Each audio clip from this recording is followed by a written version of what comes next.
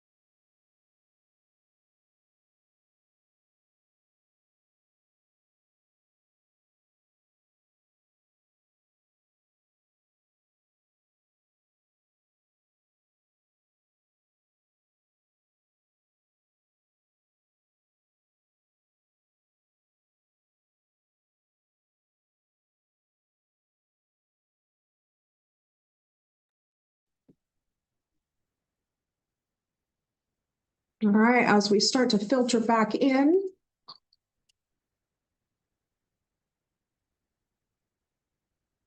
I would like to thank Anna for helping us with the YouTube live stream. Thank you very much, Anna. For those of you that are filtering back in, we did get the YouTube live stream working, so we are live streaming to YouTube in addition to recording.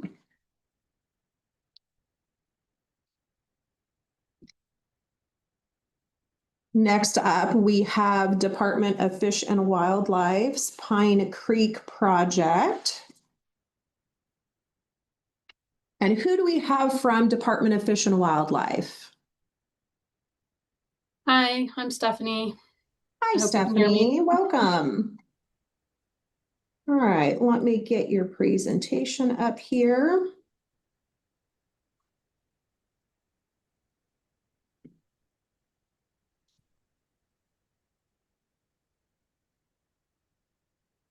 All right, we are right at 11:15. So Stephanie, I am going to hand remote controls over to you.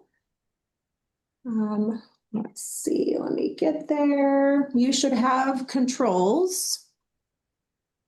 Okay, great. All right, it looks like you do. And just a reminder, you have 20 minutes. I'll keep track of time. And the floor is yours. Okay, awesome. Thank you. Hi, my name is Stephanie Berg, and I am a wildlife biologist with the Washington Department of Fish and Wildlife. I've never done one of these before, so thank you in advance for giving me feedback at the end of this. I'm here to talk about our Pine Creek project, and this project seeks to secure a perpetual conservation easement on over 4,000 acres of intact shrub steppe, Oregon white oak, oak pine mixed forest, and riparian habitats. And you can see the location kind of in south central Washington. The project is in eastern Klickitat County, 1.3 miles south of the very small town of Bickleton. Pine Creek is one of only a few major drainages in this arid area, and this project runs adjacent to the creek. So you can see that on the map, and the house on the map is where the landowners live. That is the actual location of their house and their barns and outbuildings. And then on the left of your screen to the west is another major drainage called Wood Creek. And you can see there how the project area nearly spans between two of these major drainages, which is pretty important piece of the puzzle here. I'd like to quickly give you a bit of context on how this project came about before I get into the evaluation criteria. I think it's important.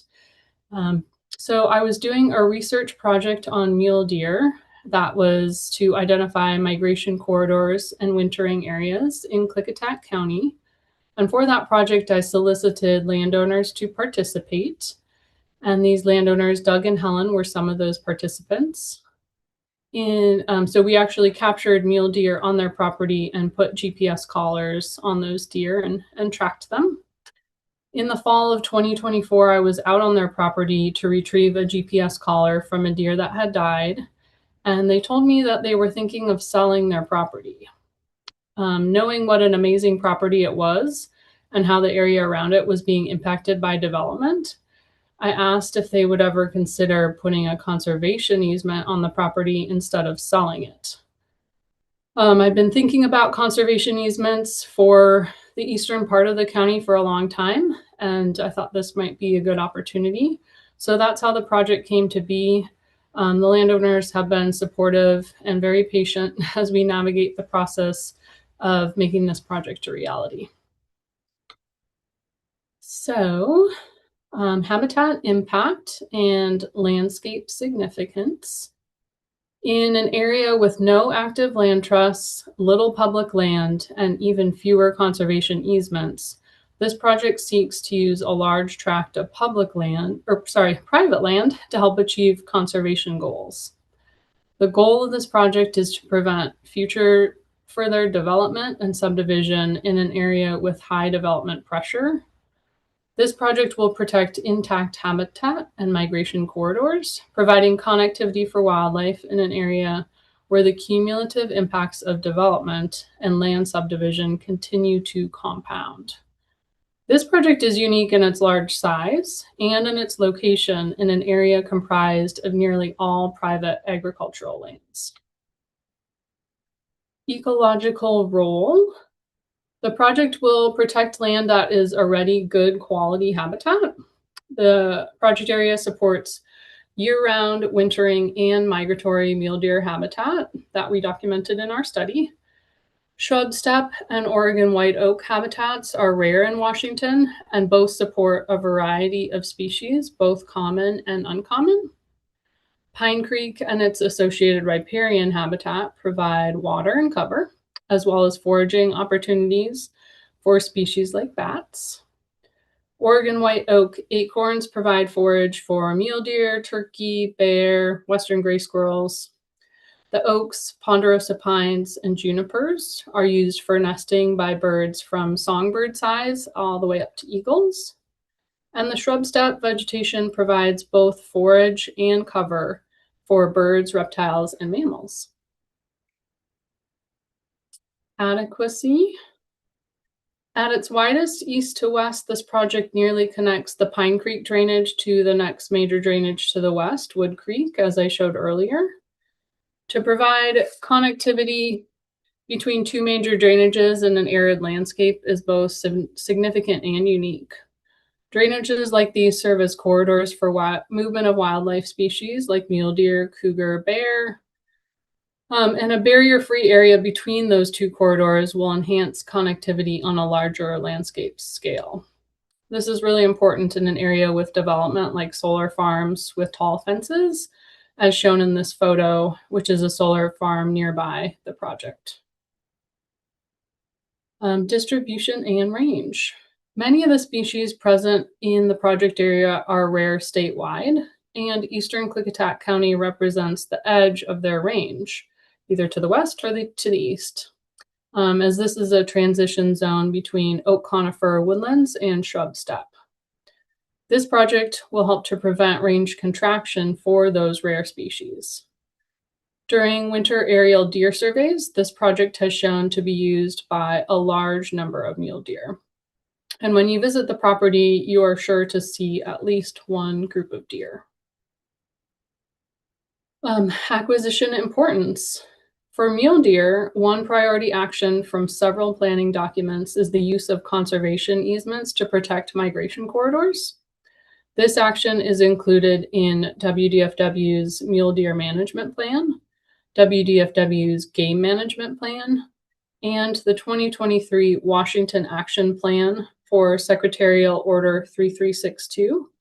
That was an Interior Secretary initiative to identify and protect migration corridors and wintering areas across the West.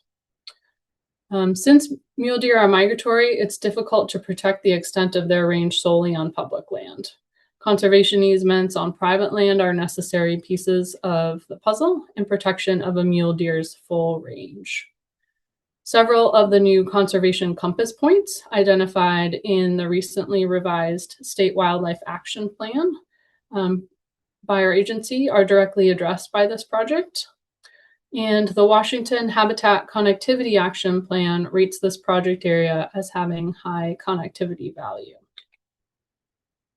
So species significance, diversity and special status.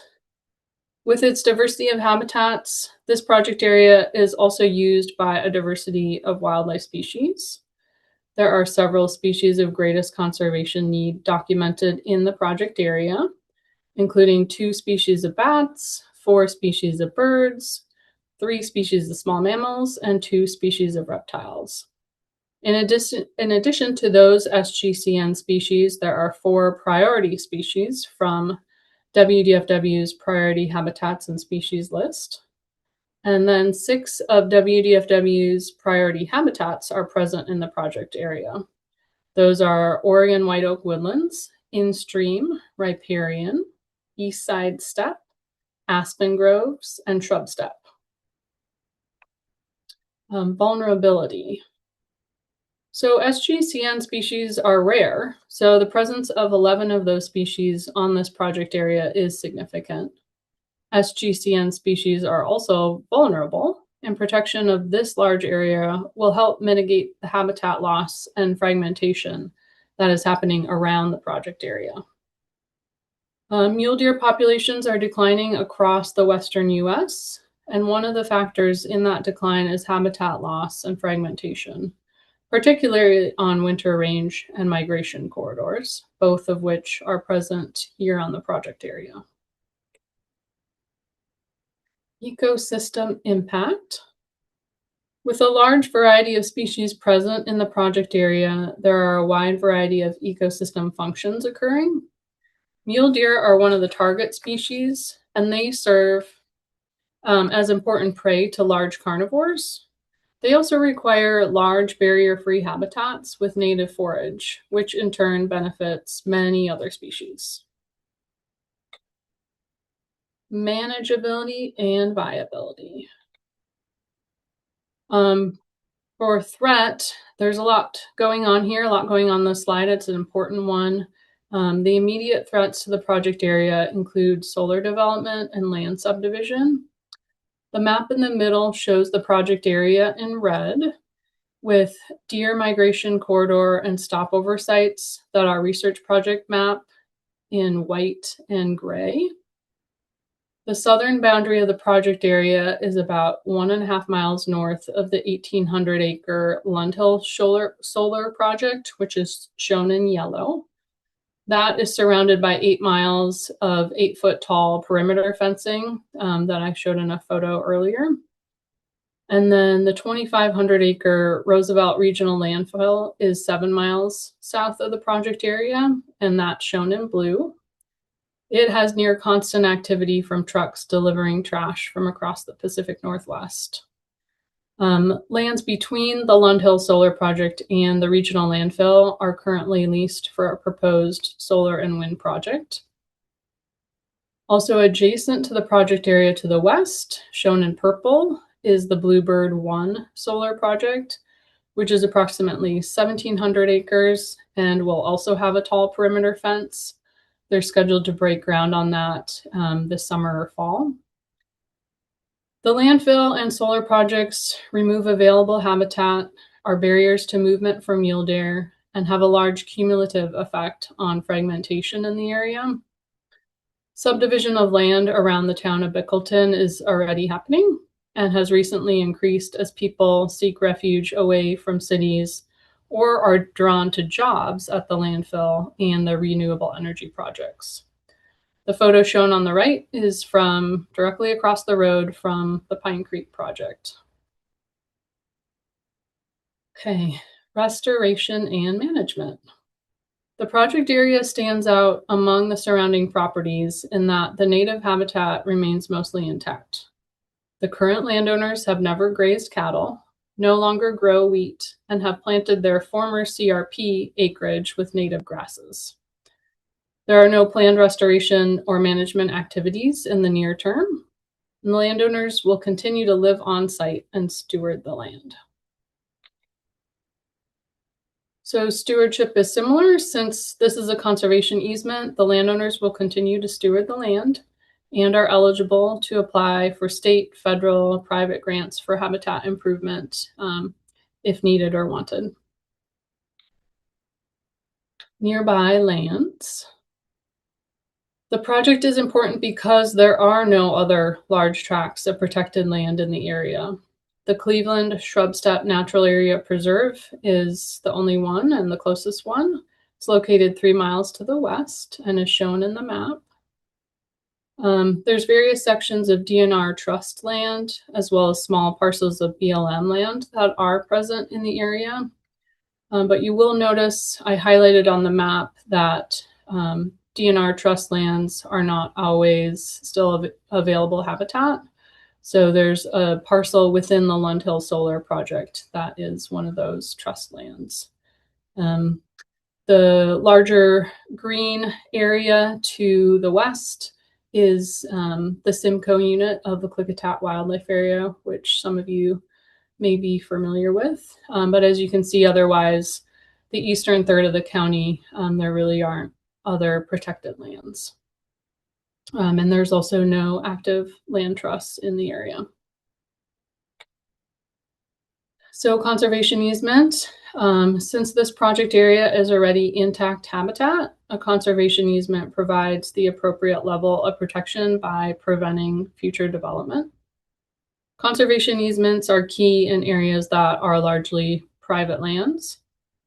WDFW does not have the resources to manage such a large property in this location, and there are no land trusts that work in the area that would be able to hold the land as well. So regulatory protections. This property is zoned extensive agriculture and can be subdivided as shown on the parcel map you can see. It falls within Klickitat County's energy overlay zone, which is the bottom map, which means that energy projects are more likely to move forward in that area. Pine Creek does not fall under the current shoreline management rules, and any protections under the county's critical areas ordinance would be determined on a case-by-case basis by the Klickitat County Planning Department. And I put on both of those maps a star that you can see where the property is located. And you can see with these yellow arrows all the parcels that have been cut up into 10 and 20 acre pieces. Okay. Livestock grazing. As mentioned before, the landowners have never grazed livestock on this property, and they don't plan to in the future. Partnerships and community support. Engagement. So the Yakima Nation Department of Natural Resources Program and the Mule Deer Foundation are both supportive of this project. And in terms of partnerships, Klickitat County is supportive of the project, and they have provided a letter of support for the use of mitigation funds that they hold to be used on this project. Those mitigation funds come from the Lund Hill Solar Project, which was shown on the map earlier in yellow. Public benefits and recreation. Since this is a conservation easement, it will not be open to public access as the landowners will continue to live on the property. Wildlife viewing is possible from the surrounding county roads, and this area is popular for birders to view shrub steppe associated species. Resource uses. The landowners will continue to refrain from using the property for agricultural uses. The home, outbuildings, wind turbine roads and pads, and a small gravel pit will be excluded from the conservation easement. So the acreage that I showed in the map at the beginning was 4,445 acres, and we would subtract probably about 200 acres from that as negotiated with the landowner. So research and education. As I mentioned earlier, the landowner has already allowed access for capture of mule deer for our study of mule deer migration. They've also allowed access for WDFW staff to conduct wildlife surveys. With a perpetual conservation easement, this project area could also serve as a good location for wildlife, plant, or habitat surveys and research, as well as a model for conservation easements in the county, hopefully spurring more in the future. Landscape features. In terms of the landscape features, there are none known to be present on this property. And lastly, ecosystem services. Native vegetation that benefits pollinators is present and shown here. Many shrub stub plants are nitrogen fixers. The conifers and oaks provide carbon sequestration and prevent soil erosion. And oaks are highly adapted to both drought and fire. and I'd love to take any questions. All right, thank you so much, Stephanie. Any comments for Stephanie? Go ahead, Joe. Hi, Stephanie. Thanks so much for the presentation. Had a few comments. At the very beginning, you mentioned good quality habitat, and I think it'd be helpful to learn a little bit more about how you arrived at that. You know, what constitutes good quality in the context of this proposal? Is it specifically mule deer habitat? Is it other things? Species significance. It looks like, at least for habitat, the HGCN, Habitats of Greatest Conservation Need, it looks like you might be referencing the 2015 swap, and you know, the 2025 swap is now out. So the Habitats Greatest Conservation Need are a little bit different in the 2025. So I would recommend looking at that. Also related to the HGCN, as a source, the swap is a list of HGCN types, but I'd be curious as to the source of how you know it actually occurs at the site. Did you reference a different map? Because the swap generally doesn't have a map of where those are located.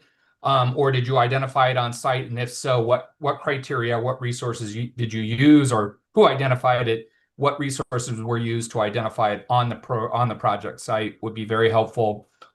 Management and viability. I'd be curious to learn, especially since it hasn't been grazed by the current landowner. That's really exciting to hear. I did have a question of how long they've owned the land, and I apologize if you meant that or mentioned that. And if, you know, whether or not the previous landowner before them had grazed it, because it's kind of rare to find ungrazed shrub steppe these days. And then and also, you know, whether there are any invasive species present on the site, and, you know, if so, which ones, how abundant, and which habitats or ecosystems they're found in. So that's all I had. Thank you so much. Great, thank you so much, Joe. We've got Heather, Katie, and then Misha.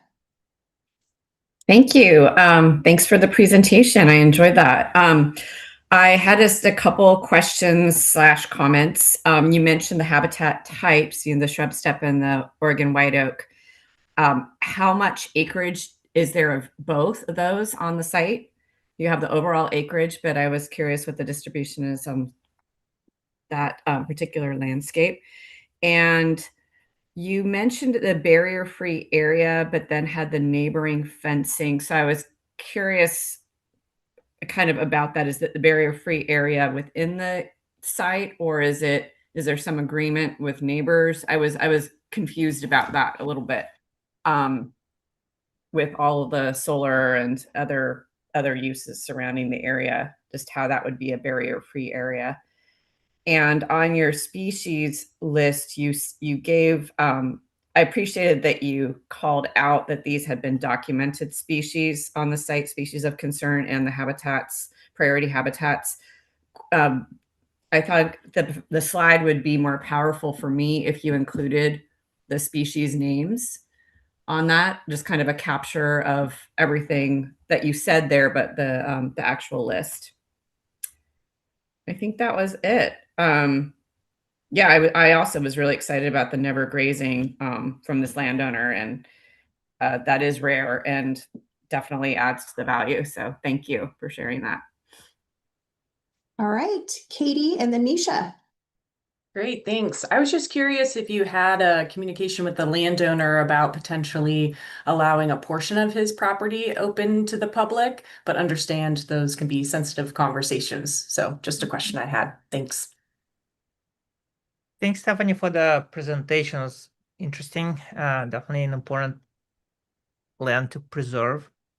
I have a question about the easements, because each easement is very different and its strength depends on how it is negotiated and what it actually protects. And I would love to learn more about what was negotiated in this particular conservation easement, and also the easements are as strong as their oversight and enforcement. I'd love to know who will be doing oversight management of the easement property, ensuring that the landowners are adhering to the guidelines set in the easement because such a large property. What happens to the easement when the landowners pass away? How that's gonna the easement conservation easement is going to continue after they die? You also mentioned that this area is very important because it spans two drainage areas. I'd love to know why that is and what the water rights are in those in those creeks, and how the conservation easement area would be impacted if more water is diverted for agricultural purposes or other purposes, or if they dry up, for example. And I think those are my main questions. Great. Thank you, Misha. Greg, and then Kevin. Yeah, I was just confused about the comment about connectivity in an area where there's not really any other conservation areas. That the emphasis is on this idea that there's a lot of private agricultural lands and solar farms, and I just didn't see the connectivity issue being clarified. And so I was just wondering how you could what you meant by connectivity in that context. All right. Thank you very much, Greg. And Kevin, go right ahead. And this might almost be more of an RCO question than for Stephanie. You know, I know there's no like match requirement for DFW projects, but you did mention that the county was going to contribute some of the mitigation funds, and just feel like when I look at PRISM, I don't see any sort of accounting of that or how much money that is. It seems like a good thing to me and contributes in my mind to the value of the project. And I just don't know how to have that. I'd like to see that reflected somehow. Yeah, and so Kevin, they can use mitigation funding to support the project, but the use of mitigation, like to offset a mitigation requirement, is ineligible for RCO grant money. Since that's a mitigation requirement, it's not eligible. However, if it is needed and necessary to support the larger project, it's good to mention that in the project, but unfortunately it's not able to be used as match because it is ineligible. Well, I understand. I mean, there's no match requirement, right? Correct. So it just seems like a bonus to me somehow, another Yeah. of that's above and beyond or something. So Absolutely. And that can certainly, you know, be under the partnerships and community support criterion to show that extra investment, even though it is not eligible to be used as match. thank you. You're very welcome. Any other comments? All right. So seeing none, thank you so much for joining us. We Yeah, thank you all. we have another DFW project here. Let me get us moved over to that one. And this is going to be Swanson Lakes Edition. And who do we have for this presentation?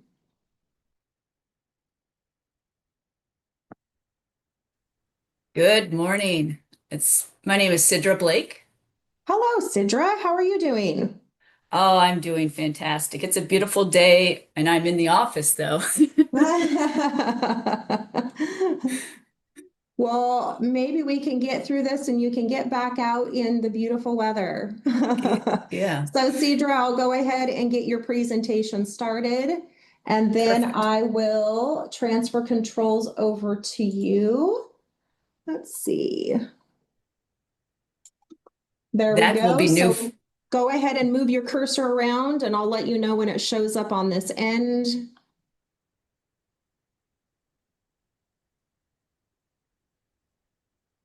There we go. I can see you. So you can either use your keyboard or there's the arrows at the lower left. And just a reminder, you have 20 minutes. I'll keep track of time and I'll turn it over to you, Sidra. Oops. I just did something funny there.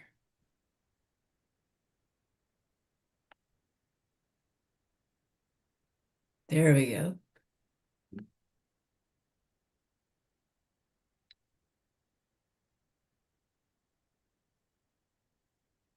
Okay. Sorry about that. I didn't get to attend the prep meeting. All right, everybody. Good morning. My name is Sidra Blake. I'm the new wildlife area manager at Swanson Lakes. And for the last 2 decades, my work's been revolved around species conservation work across the shrub steppe ecosystem, across the West too. But for those decades of work, it's largely focused on field work. So I admit I'm not fortunate to have good oration skills, and due to the seasonality of my work, I feel a little bit underprepared for this presentation, so bear with me. But so thank you today for joining and welcoming me to and giving me this opportunity to share with you the importance of Swanson Lakes Additions Project in Eastern Washington. The Swanson Lakes Additions are located in south of Creston City, or town. It's among a small, isolated dryland agriculture community. There are 2 properties associated with this proposal. The north property, called Lone Pine, it's 320 acres, and the south property is Seven Springs, 160 acres, and the total is 480 approximate acres. These properties share property boundaries with Swanson Lakes Wildlife Area. Regionally, they are among an expansive block of contiguous public land ownership, which overlap in their management goals. Together, they're an expansive 53,000 acres and have DNR, BLM, and WWW lands.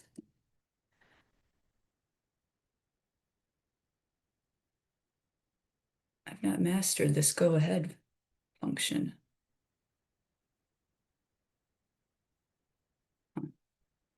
One of the shared goals, did I go ahead too far? Oops. I just went back too far. That's what happened. Sorry about that. One of those shared goals in their management to achieve species recovery. The Columbia sharp-tailed grouse and greater sage grouse are 2 state endangered species that occupy this area's residents, or they're year-round, they're non-migratory. The decline of these species is fairly pronounced, with a more gradual decline since the 90s. Both of these species require large, expansive areas of shrub steppe to sustain their populations.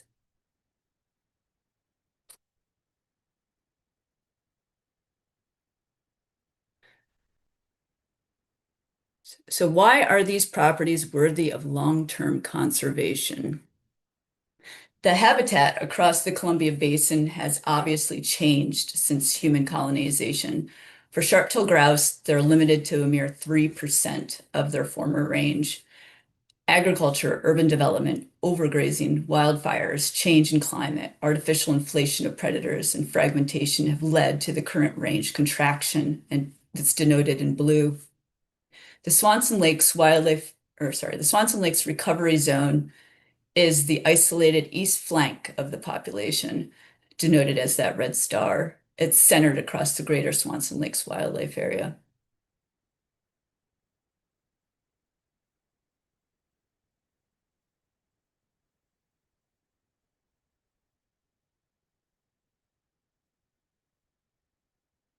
Populations of the grouse among these ranges are small and to some degree isolated. The Swanson Lakes Recovery Zone is especially small and localized, highlighting the pressing need to secure lands where it makes the most sense to protect the habitat and the species. Acquisition of critical habitat is the best way for conservation in order to maintain existing population connectivity and even improve the habitat integrity over time.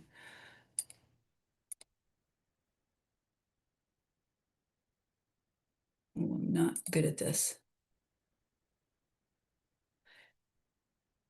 Acquisition for conservation purposes is supported wholly by various statewide plans, including the Lands 2020, the 25-year strategic plan, State Wildlife Action Plan, and the Washington Shrub Steppe Restoration and Resiliency Initiative. The plans provide guidance on the strategy behind land acquisition and improvements that benefit wildlife and people through conservation, recreation, and personal livelihoods. These plans are bolstered by their collaborative nature, incorporating consultations with federal and tribal partners.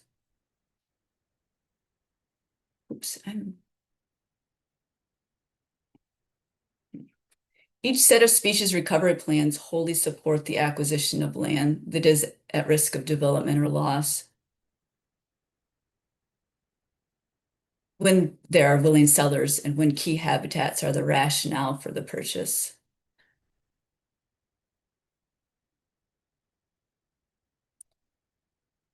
Local plans also support pursuit of acquisition. Swanson Lakes Wildlife Area, established in the 90s, funded by BPA, has mitigation funds that are focused on the recovery of these species.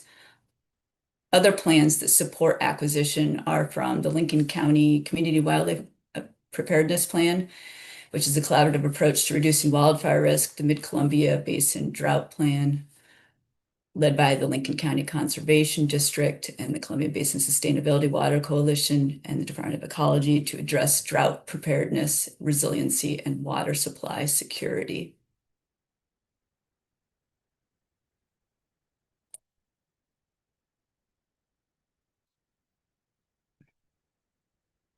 Swanson Lakes Wildlife Area is uniquely committed to the recovery of these species due to its funding ties that are tied explicitly to grouse recovery across the 21,000 acres that it managed, that we're responsible for managing.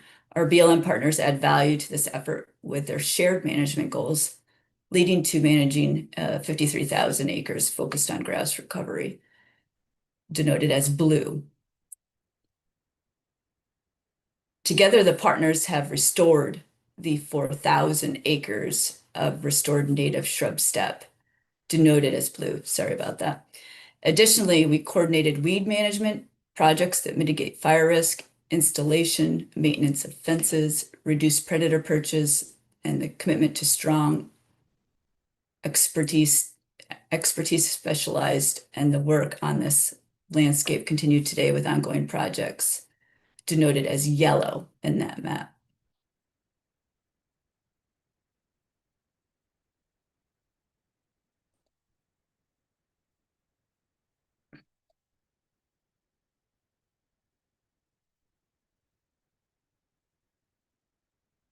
Despite the acquisition's small size, the properties hold all critical habitat requirements for sharp-tailed grouse, including nesting,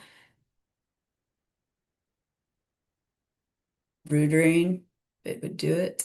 Let's see here. Oh.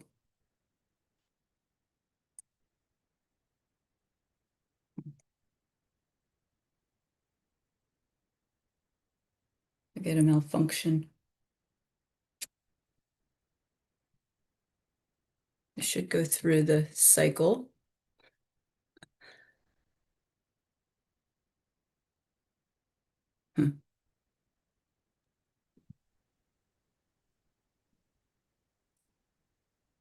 Dre, you can go ahead and just continue to go through the criteria so we can get some advisory committee comments to you at the end. If there's a technical difficulty with the presentation, we could work on that prior to final evaluation. Okay, great, because I'm stuck right now. It's not letting me move beyond this slide. And I don't know how to move it beyond. So you want me to just keep... If you use your keyboard, will it do it? Here, let me take controls back. If you just want to let me know when to advance your slides, Cedra, I'm happy to do that. Yeah, go ahead. Oh, here's works. Okay. Yeah, nesting and wintering. Let's go ahead, proceed. And brooding and winter, go ahead, proceed. And winter habitat. I will take that out next time. Sorry about that.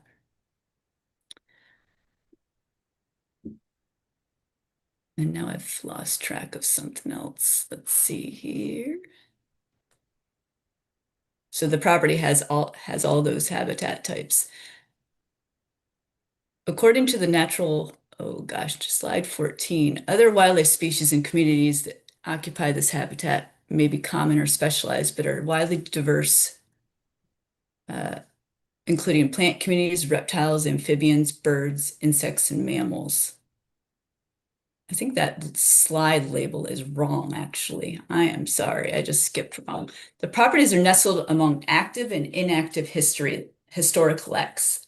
Leks are communal dancing grounds for breeding birds. The location of the lek is a function of nesting habitat and winter habitat conditions and availability. It is safe to assume that grouse are currently using this property. Please proceed.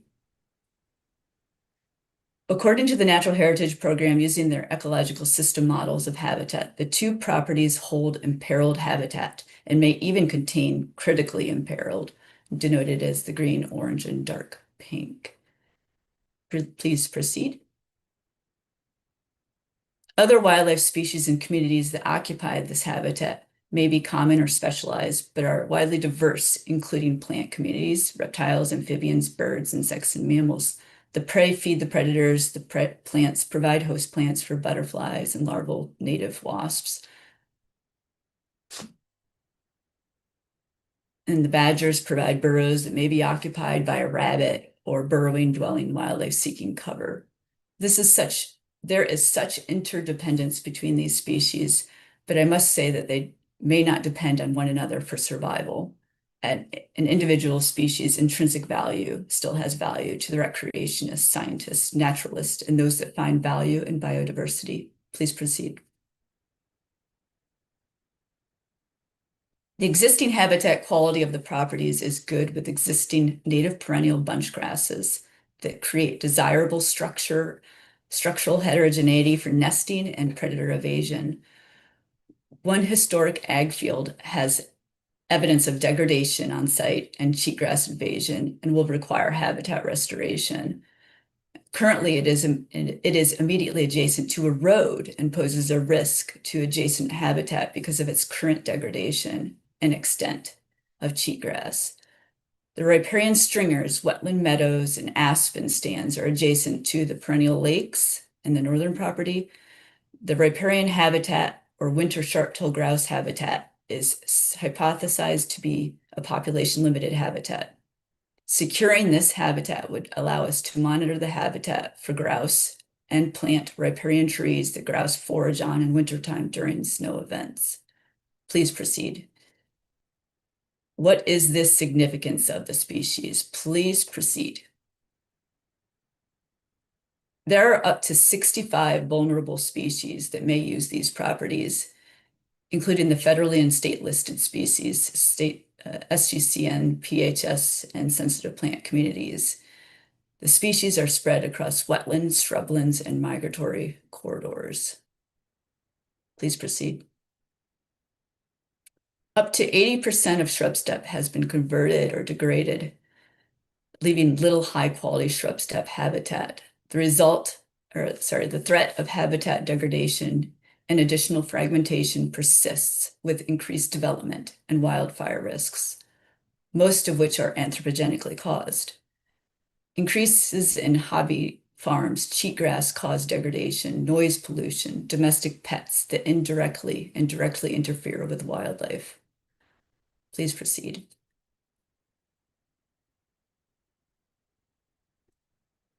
Habitat fragmentation has contributed significantly to the decline of the grouse. Several ongoing translocation efforts from British Columbia and Idaho have bolstered the population at Swanson Lakes.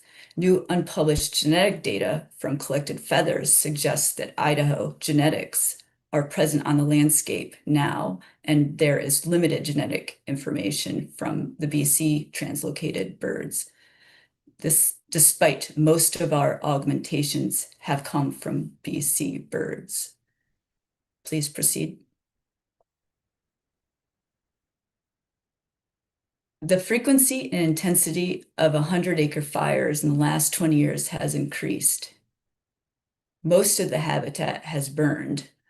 While the displacement of birds from burned areas to unburned areas may occur, it has also played a large role in the population decline, especially more recently. The 2020 Whitney fire was caused by a power line. resulted in the removal of all the vegetation. The fire was hot and burned off all the shrub cover. Post-fire habitat recovery can take years. It's a time-consumptive process. It's an interactive, passive, and active management to get these habitats on the right trajectory to recovery. Weed management and annual grass control are critically important to keep contained so that their habitats do not further degrade and get fragmented. Please proceed. The risk isn't just the large wildfires. Even small wildfires serve as a risk. There are far more small fires associated with human activity or infrastructure. Should these properties be developed, that increases the risk of fires and habitat degradation to the broader landscape. Please proceed. 80% of nesting occurs within 1 mile of a LEC site. The acquisitions are within 1 mile of an active LEC site. Breeding grouse are likely currently using the southern property. Nesting, brood rearing, and wintering habitat all occur within 3 miles of the LEC site. Or the property, sorry about that. The acquisitions are within 3 miles of 4 active LEC sites and 1 inactive LEC. This map suggests to me that grouse use the north property for winter habitat. Additionally, its prevalence of wet meadows might suggest that it could serve well as brood rearing habitat. Please proceed. Sidra, I do want to mention we have about 3.5 minutes left. 12 teeth and intact shrub steppe hold a wide variety of orbs. Please proceed. So why proceed? To the properties, county public road access to the properties increases the land large lot in 2025. Please proceed. And 20 acre parcels intended for development land ownership and occupancy of the ground that could directly interfere with habitat management, including development of the land, increased risk for wildfire, noxious weeds, cheatgrass, inflation of predators, overgrazing by livestock, and trespassing of livestock. A conservation easement would not provide full protection of the area because conservation easements allow agricultural practices and development to some degree or another. Fee simple acquisition is the best way to proceed with this potential acquisition. Please proceed. Upon acquisition, these properties would become parts of Swanson Lakes wildlife area. The wildlife area has a unique obligation tied to habitat management to benefit grouse populations because funding serves mitigation requirements. The properties occur en route to existing management areas on Swanson Lakes wildlife area. Management would not significantly increase the expense to the wildlife area budget. Staff here specialized in habitat management in the shrub steppe ecosystem, which is highly specialized. They have the equipment, knowledge, and passion to manage the land and enhance the habitat for the grouse. They have heavy equipment use. They can transport the heavy equipment, planting plugs, seeding, cheatgrass control, weed control, species ID, equipment maintenance, and fence maintenance and management. And staff are willing to pursue additional funds to restore or enhance that habitat, including that former ag field that I mentioned earlier. I'm confident that we would have the collective experience of our staff and be able to do a fantastic job. Please proceed. So to what degree do our partners and community and support this acquisition? Thank you.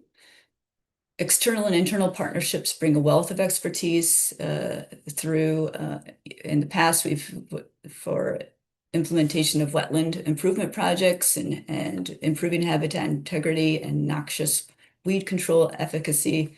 Please proceed. And Swanson Lakes has impressive internal and external agency support that, in addition to these that I've listed here, I'm confident with DNR, Department of Ecology, Lincoln County Conservation District, we have a wealth of partners, and if they may not be aware of this acquisition pursuit right now, I know they will be involved in the future. Please proceed. What are the All right, compatible? Cedra, I'm going to go ahead and get to these last two slides. If you could just really briefly touch on them because we are at time. Yep, thank you. Acquiring the land means WFW would open it to the public. Having a year-round access to recreation through fishing, hunting, bird watching, wildlife viewing, it would positively impact the small local communities in the area. They would eat at the restaurants, public would eat at the restaurants, stop at the convenience stores for gas and food, and camp or stay in hotels to access the land. Please proceed. And without acquisition, nope, go ahead. Yeah, we're going to go ahead and turn it over to the advisory committee to give you some comments. I want to make sure that they have an opportunity to provide you feedback. And just a reminder that we have 30 minutes set aside, but the first 20 minutes is for the presentation. The last 10 minutes is for the advisory committee to provide feedback. So we'll go ahead and turn it over and start with Joe. Yeah, thanks for the presentation.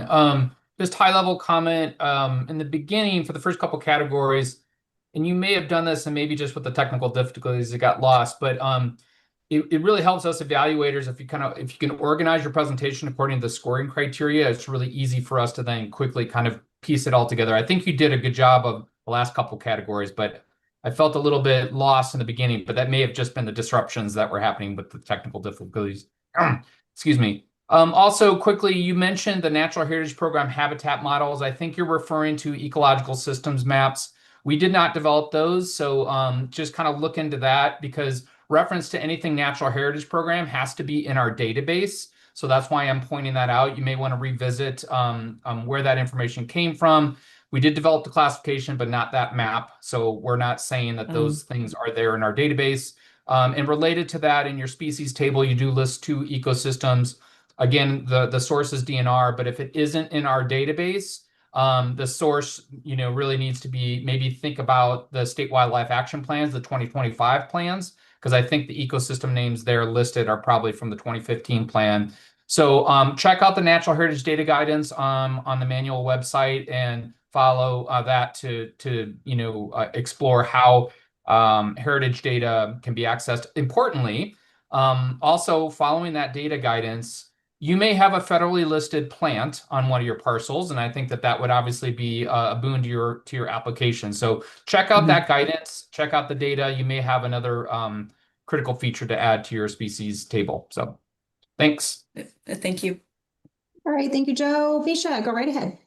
I have a question about the conservation easements that you mentioned. You said that it's not a viable option because agriculture can still happen on the parcel on that parcel. Easements can be negotiated in many different ways, including that where agriculture is prohibited. So I would love to know more why agricultural uses cannot be negotiated to not be part of the conservation easement, and why, in that respect, a conservation easement is not an alternative to acquisition of the property. Thanks. Okay. Thank you. Thank you, Misha. Any other comments for Sidra?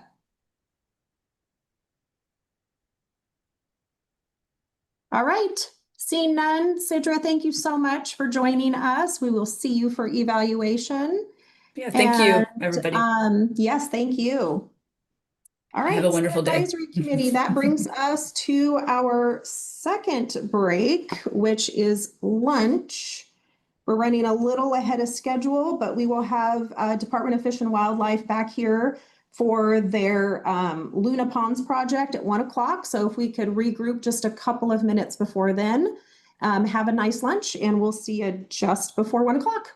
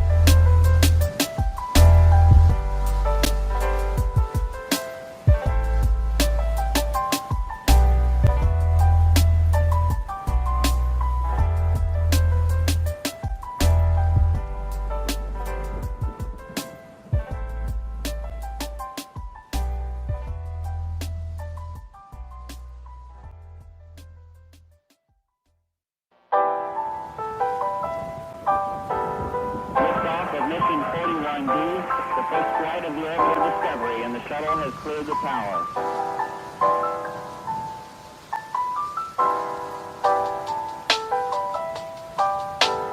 Discovery's core computers now have primary control of critical vehicle functions.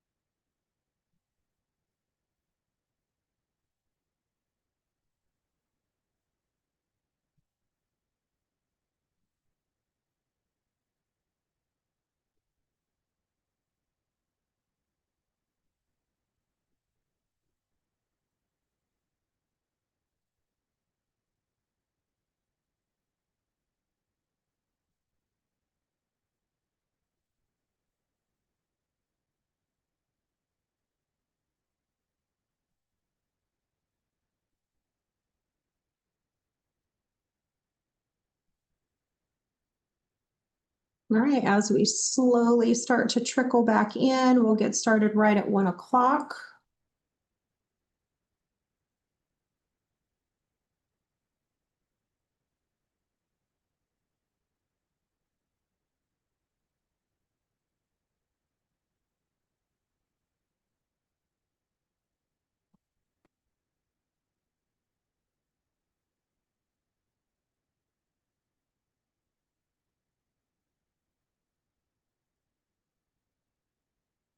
We will be coming back with our 1 o'clock Department of Fish and Wildlife with Luna Ponds.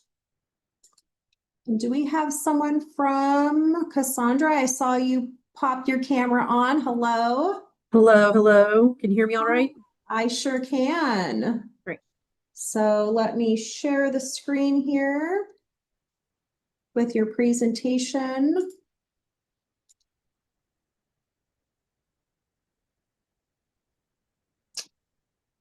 All right.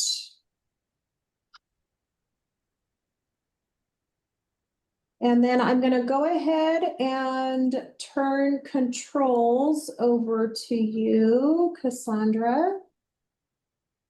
All right. And it looks like you have controls. All right. Nice. All right. And just a reminder, you have 20 minutes and then we'll set the last 10 minutes aside for advisory committee to provide comments, and I'll go ahead and keep track of time. And it's all yours. All right. Awesome. Thank you everyone for being here this afternoon for my technical review of the Luna Ponds application. My name is Cassandra Holman. I am out of the Region 5 Wildlife Program for Fish and Wildlife. I am the Wildlife Area Manager for the Klickitat Wildlife Area. My background is in implementing and monitoring restoration projects, specifically in human compromised ecosystems, which I think will be a little bit relevant to our application presentation today. So, the Washington Department of Fish and Wildlife proposes an acquisition project in Klickitat County to permanently protect approximately 495 acres known as Luna Ponds. Primary habitats to be protected include freshwater emergent wetlands that provide groundwater recharge and water quality improvements. These wetlands can support breeding and rearing habitat for game and non-game wildlife. Native shrub steppe on the property is characterized by sagebrush, perennial bunch grasses, and diverse forbs that support resilient upland ecosystems.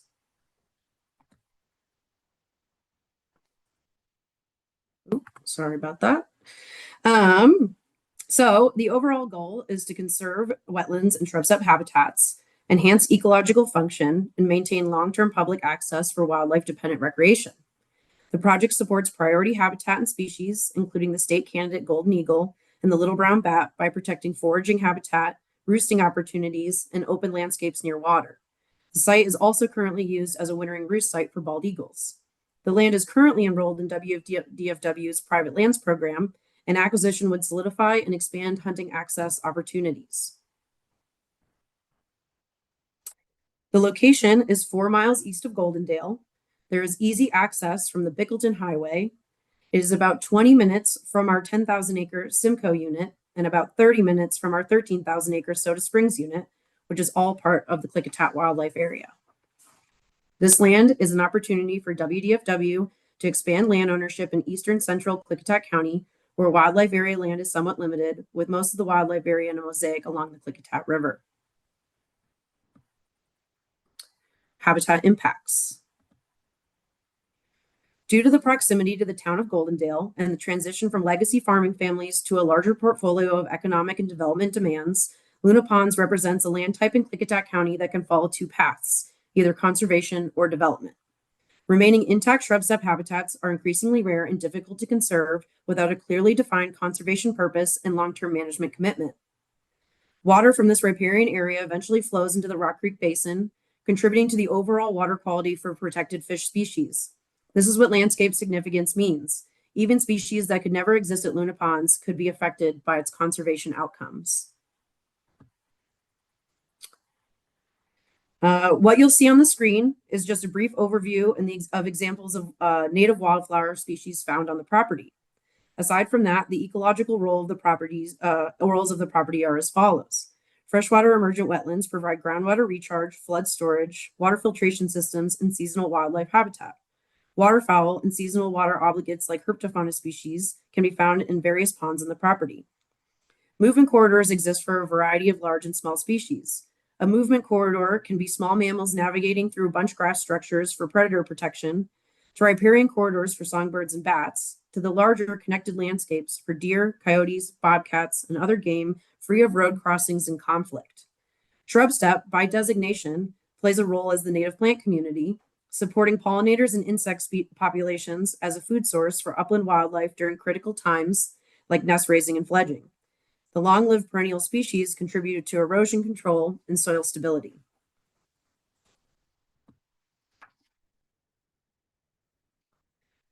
Although portions of the site are degraded, there are still native seed banks for viable restoration efforts that don't involve the steep costs of outsourcing seeds. With a large tract of land, there allows for meaningful establishment of restoration projects that can self-sustain without constant re-implementation. The Klickitat Wildlife Area Plan outlines the framework for restoration, relevant strategies, and objectives that can be applied to the property upon acquisition and without extensive management plan development.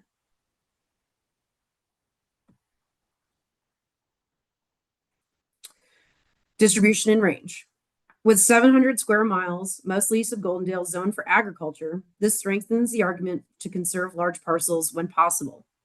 Currently, WDFW owns and manages approximately 1% of the land in Klickitat County.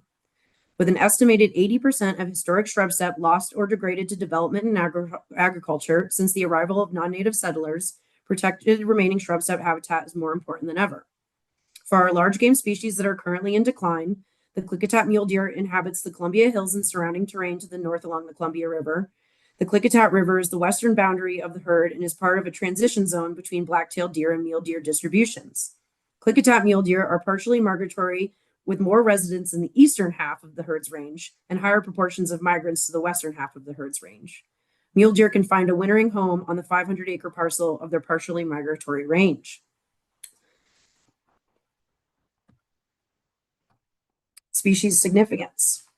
Now to further discuss the presence, status, and potential to safeguard species of ecological significance. The project area supports a variety of bird species dependent on shrub steppe ecosystems, including migratory and resident species that rely on intact native grassland structures for nesting, foraging, and seasonal use. Songbirds observed around Luna Ponds include mountain chickadees, Lewis's woodpeckers, white-breasted nuthatches, western bluebirds, northern flickers, and western meadowlarks. Birds of prey population consists of both golden and bald eagles of various maturity, red-tailed hawks, great horned owls, and turkey vultures. Game birds present on the site are Eurasian collared doves, California quail, and released ringneck pheasants from our private lands program. As we've already discussed, while addressing the fragmentation of habitat and its effects, the area functions as part of a broader migratory landscape for mule deer moving between higher elevation summer ranges in the Cascade Mountains to wintering ranges along the Columbia River Gorge. Protecting and managing this habitat maintains connectivity within these seasonal movement corridors while providing refugia and forage during transitional migration periods. Small game mentioned, such as bobcats and coyotes, utilize this undeveloped property to hunt and as home range territories. The population size of golden eagles in Washington is low. The species is of concern due to declines in the distribution and abundance of its primary prey species, like jackrabbits and ground squirrels. Across its range, additional mortality factors include continued exposure to lead in the environment and collisions with wind energy facilities. With golden and bald eagles seen soaring above the property, Luna Ponds is a proven open foraging range for these sensitive species.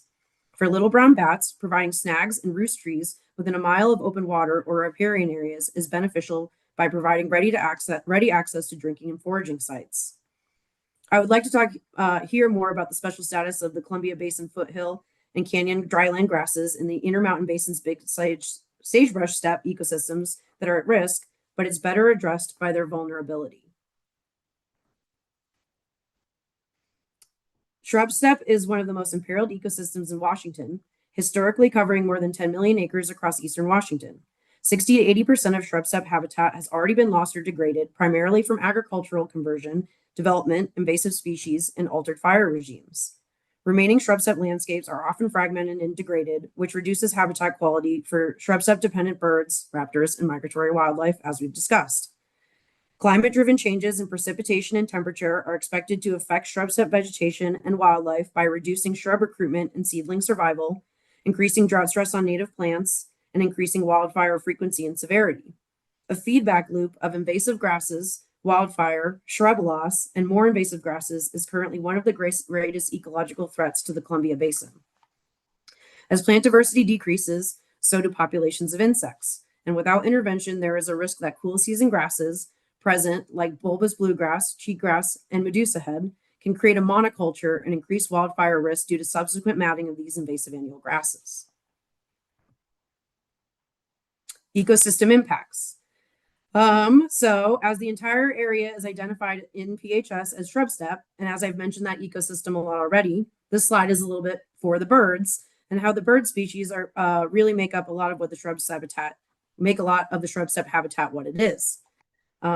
Birds are insectivores, and they help regulate insect populations that affect vegetation health. Ground foraging species such as western meadowlarks and flickers disturb soil while feeding, which helps aerate soil and redistribute organic matter. These species contribute to the dispersal of seeds from shrubs and grasses, supporting regeneration of native plant communities. Woodpeckers, especially Lewis's woodpeckers and northern flickers, create nesting cavities in trees and snags. These cavities are later used by many other wildlife species, including secondary cavity nesting birds, small mammals, and bats. As apex predators, eagles and large raptors help maintain balanced prey populations, preventing ecological imbalances that can lead to overgrazing and vegetation damage. Turkey vultures perform vital sanitation roles by consuming carrion. This reduces disease transmission and accelerates nutrient return to the soil. Large raptors often require expansive territories and reliable prey populations. Their presence indicates functional food webs, intact habitat connectivity, and a sufficient prey base on the property. Management and viability. As I've sort of explained, grazing on this property without WDFW input can continue to threaten the habitat integrity. With a landowner willing to sell the property, another buyer could potentially manage the land in perpetuity in a way that is not geared towards wildlife, native habitat, and would close the property to public access. Without a meaningful budget, staff, and time to implement weed control, we are likely to see an increase in weeds and a decrease in native species. Currently, teasel, thistles, and invasive annual grasses are the dominant non-native species. Rush skeleton weed is a huge concern in Klickitat County and would be properly monitored for and managed under WDFW management. Restoration and management. WDFW can be expected to implement an integrated pest management strategy, including spraying herbicides, collecting or sourcing native seeds, and planting in an economically feasible and sustainable way. Mechanical methods such as weed pulling and mowing can also be expected. This area would be suitable for prescribed fire to implement large acreage restoration projects due to low fuel loads, fire-adapted species, fire breaks by way of county roads on 3 sides of the property, and utilizing a growing local partnership of prescribed fire professionals. The acquisition of, also strengthens the integrity of existing WDFW lands by expanding contiguous and regional habitat blocks, which enhances wildlife movement and improves the resilience of the regional wildlife populations. The Klickitat Wildlife Area comprises 30,000 acres of WDFW land. It's surrounded by patchworks of Columbia Land Trust, DNR, state parks, BLM lands, and is all connected to the which all connects to the Yakima Nation and includes their ceded lands. Adjacent to the Luna Ponds property is largely agricultural and grazing on private property. Luna Ponds could become a refuge and a seed bank for native species among these land use practices. This would not be a conservation easement and therefore would not need to be managed as such and would allow for us to have complete implementation of our management strategies as they pertain to wildlife. Since there isn't for regulatory protections, since there currently isn't a lot going on with the property besides historic land uses of farming and grazing, the acquisition of this property aligns with the state conservation frameworks, including priority habitat and species programs and the state wildlife action plan. It gives regulatory protection to this site that is not currently implemented or applicable.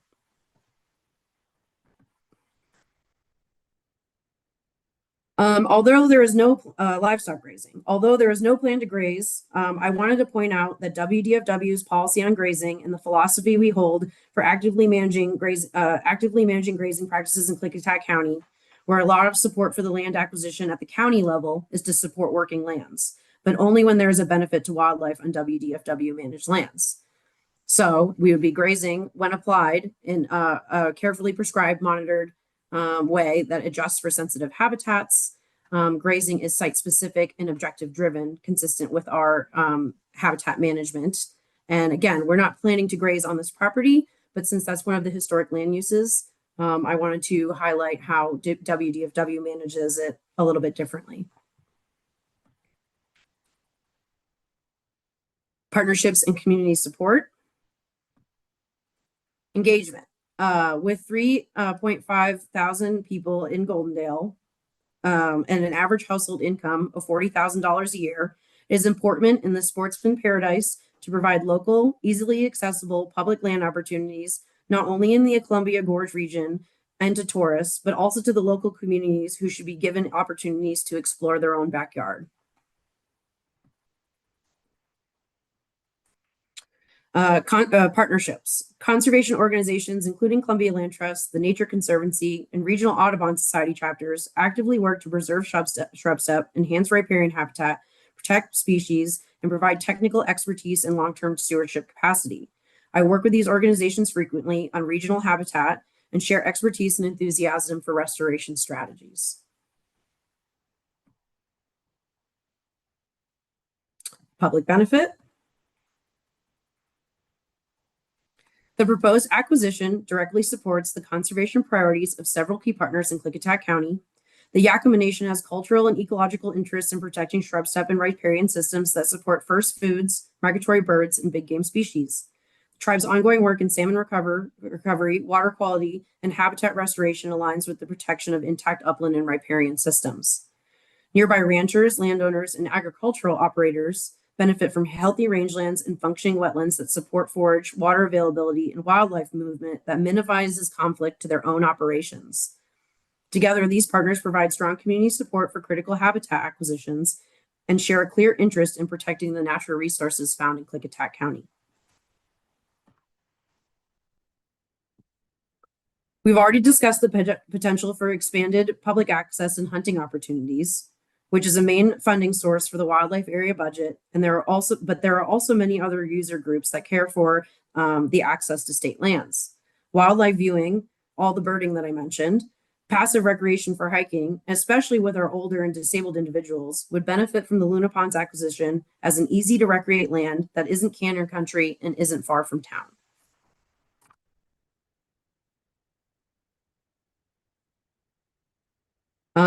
Resource use. While we have emphasized the ability for public access and hunting, open lands also allow for tribal treaty rights to be meaningfully executed through harvest of traditional foods. Research and education. Ownership offers opportunities for WDFW monitoring, habitat restoration evaluation, and applied wildlife management learning. One example of continued research and education is rare care through the University of Washington's Botanical Garden. The Washington Rare Care Plant and Conservation Program is dedicated to protecting and recovering the state's native rare plant species. They are already permitted to scout, identify, and continuously monitor rare plant species and rare plant species on WDFW lands. They could be instrumental in furthering our understanding of harder to find species on the property and initiate a more robust conservation of the rare plant populations present. Landscape features. Maintains open landscapes that, so the landscape features will the present landscape features define the regional characteristic of the Goldendale Plateau and the surrounding agricultural wildland interface. The take-home message from all the ecosystem services that we've discussed is that because roughly 85% of Washington's terrestrial wildlife species use riparian zones at some point in their life cycle, these habitats are biodiversity hotspots. Ponds in Clickitat County provide a different but complementary suite of ecosystem services. They serve as critical water resources in a semi-arid landscape. Grasslands stabilize soil in hillsides and plateaus, reduce erosion in a region with steep topography and periodic high winds. Their deep-rooted perennial grasses store carbon in the soil, contributing to long-term carbon sequestration. Grasslands also influence fire behavior, both spreading and recovering from fire in ways that shape the county's natural fire regime. Historically, they provide forage and grazing, and today they will contribute to the support of wildlife while offering recreation and scenic benefits that define much of Klickitat County's rural character. Any questions? All right, thank you very much, Cassandra. I'm going to go ahead and grab controls back, and we will turn it over to advisory committee members. Any comments for Cassandra on this project?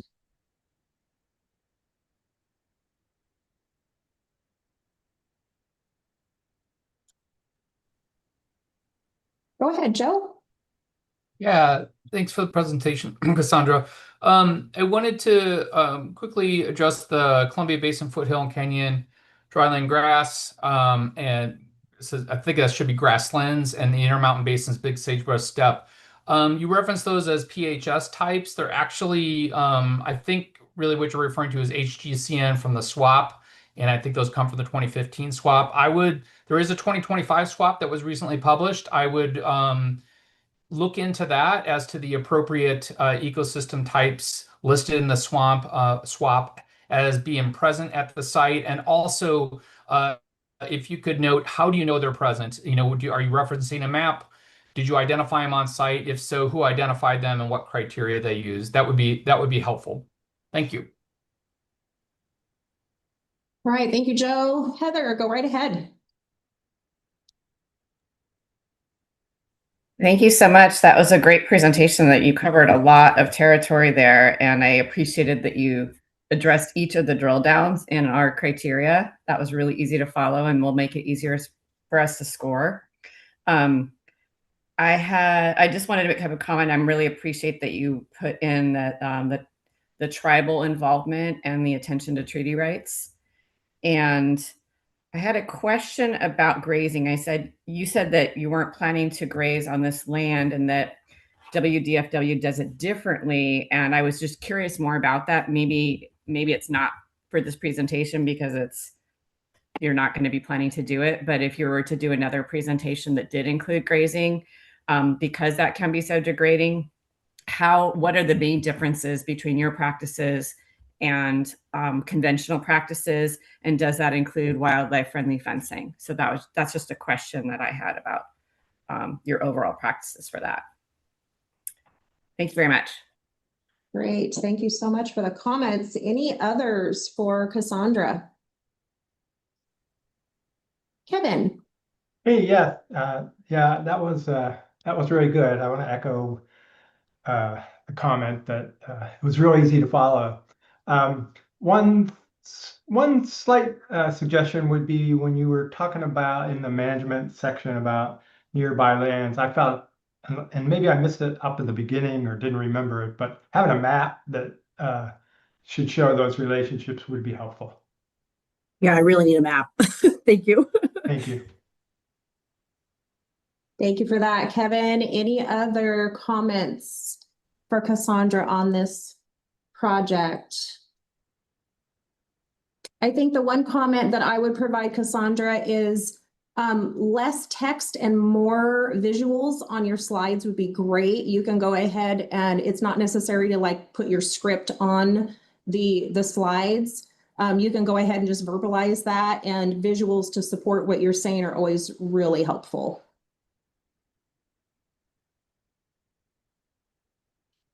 All right, Kevin, go right ahead.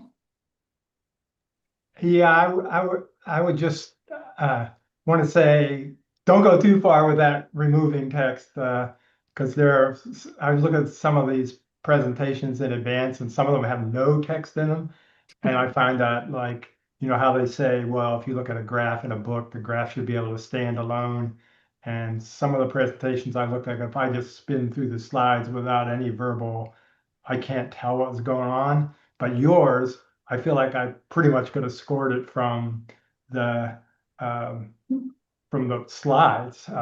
So there's probably a happy medium. So I just want, don't throw it all out. So Yeah, good perspective for sure, Kevin. Thank you for that.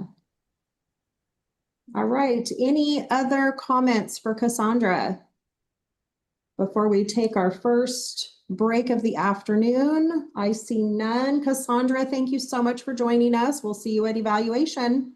Thank you so much, everyone. All right, advisory committee members, we're going to take a quick break, and it looks like our next project is scheduled for, it looks like 1:40. So we'll be back just a couple minutes before then and get started right at 1:40.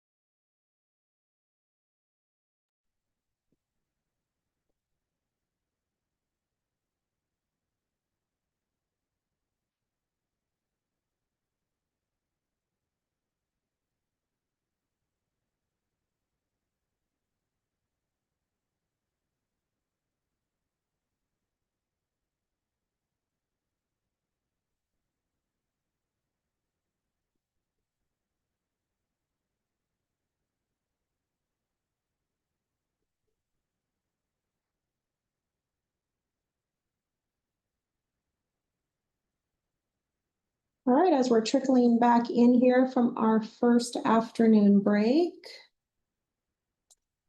and we'll get our next presentation up.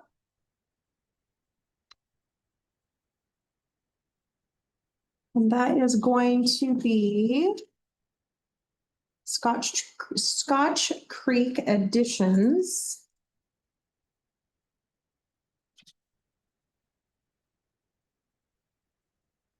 And I believe we have got Francis here that is going to be doing this presentation.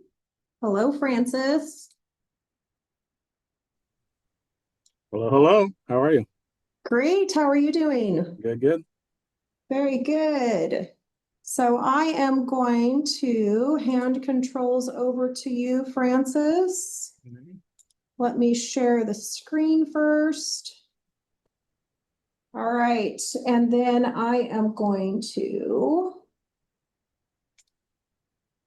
hand you controls. You should have controls now, Francis, if you want to just, there we go. I can see your cursor. go. You can either use the arrows at the lower left corner or on your keyboard to advance your slides. And just a reminder, you have 20 minutes for your presentation. We'll hold 10 minutes at the end for advisory committee comments. And I'll go ahead and keep track of time and I'll hand it over to you.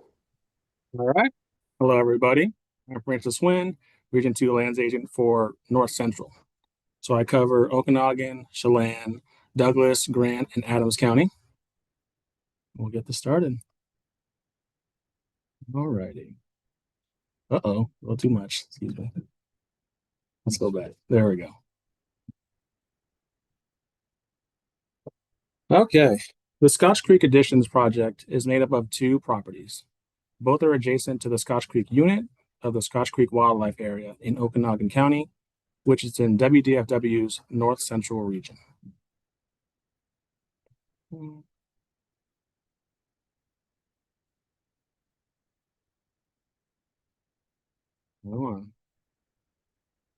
Property number 1, the Concanelli Road property, is comprised of 92 acres and lies on the western side of the existing wildlife area, approximately 10.5 miles from the town of Omak. Property number 2, the Happy Hill property, is comprised of 1,372 acres and lies on the southern side of the wildlife area, approximately 7 miles from the town of Omak. Okay, a little more detail. So once again, the left property is 92 acres and the right property is 1,372 acres. Okay. The Scotch Creek Addition project properties are rich in biodiversity, containing critical habitats such as shrub steppe, conifer forest, with aspen and water birch dominated riparian areas. The total project area is 1,463.82 acres and is comprised of mostly bunchgrass and shrub steppe communities, but also includes east side riparian habitats, particularly along Scotch Creek. These biologically diverse habitats support an array of species. The project area is also adjacent to large tracts of both DNR and BLM lands to the west and south.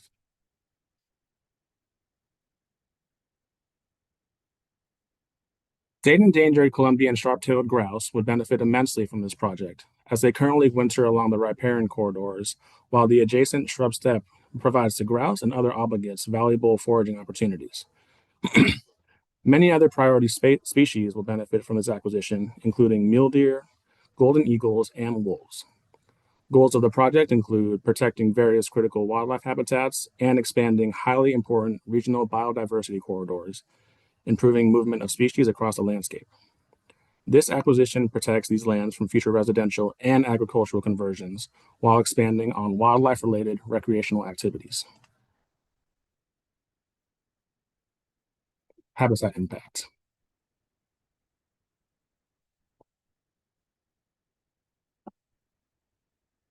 Okay. The Scotch Creek properties provide critical habitat that supports state endangered Columbian sharp-tailed grouse, as well as migratory mule deer, of which Okanagan County has some of the highest populations in the state. The shrub steppe and east side riparian areas provide critical seasonal habitats for both species and interconnected landscapes enhance seasonal movements across the range.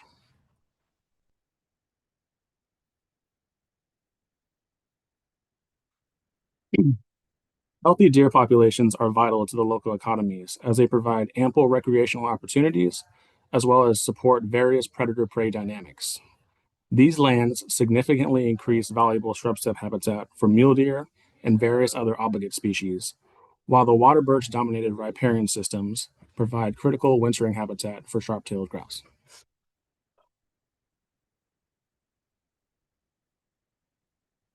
Numerous other obligate species also benefit from this acquisition, including both sagebrush sparrows and burrowing owls. These properties, coupled with the existing Scotch Creek unit, which they'd be a part of, have many seasonal habitats suited for supporting many state-listed species.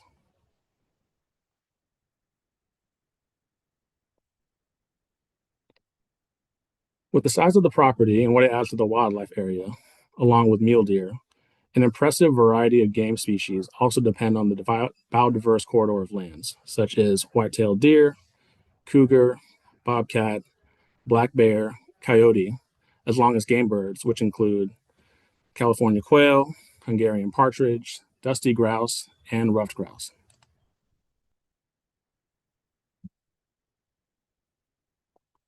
This acquisition protects these properties, their habitats, and significant species from future residential and agricultural conversions, while expanding on wildlife-related recreational opportunities.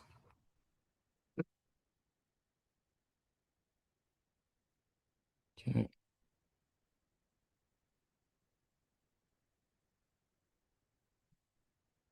The project site and surrounding area include priority habitats supporting listed species, priority habitats and species of greatest conservation need.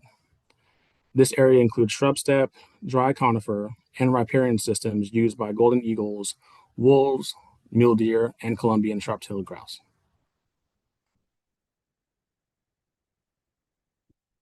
The Columbian sharp-tailed grouse requires large connected shrub steppe landscapes with a heterogeneous mix of grasses, forbs, and shrub cover to support lekking, nesting, brood rearing, and winter foraging.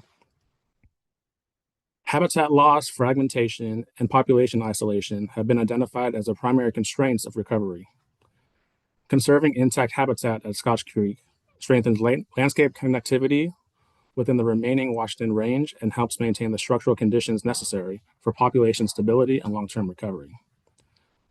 This area also supports gray wolf and Townsend big-eared bat, a federally listed species of concern.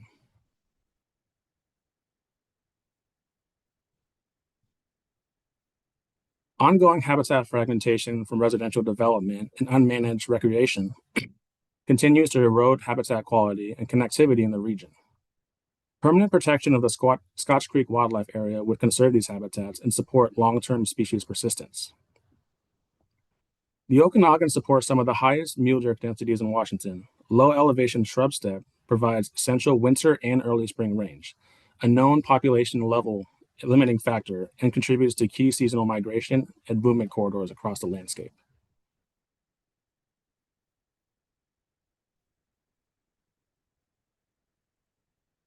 Conserving intact habitat at Scotch Creek strengthens landscape connectivity within the remaining Washington range and helps maintain the structural conditions necessary for population stability and long-term recovery. Additionally, the Intermountain Basin's big sagebrush steppe habitat is classified as imperiled by the Washington Department of Natural Resources Natural Heritage Program and remains highly vulnerable to continued conversion and fragmentation.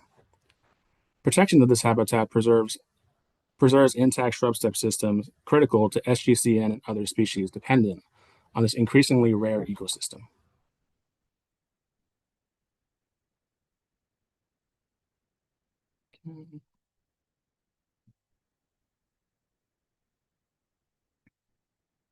The 1,463-acre Scotch Creek acquisition is currently listed for sale on the open market, and it is highly vulnerable to subdivision and residential development. Given strong regional development pressure and the increasing demand for rural residential parcels in Okanagan Valley, conversion of the property is a realistic and immediate threat in the absence of DFW acquisition. Subdivision and development in this intact landscape would result in significant habitat fragmentation, loss of shrub step connectivity, and reduced functionality for the wide-ranging and shrub step depending species, further isolating remaining habitat blocks in the region.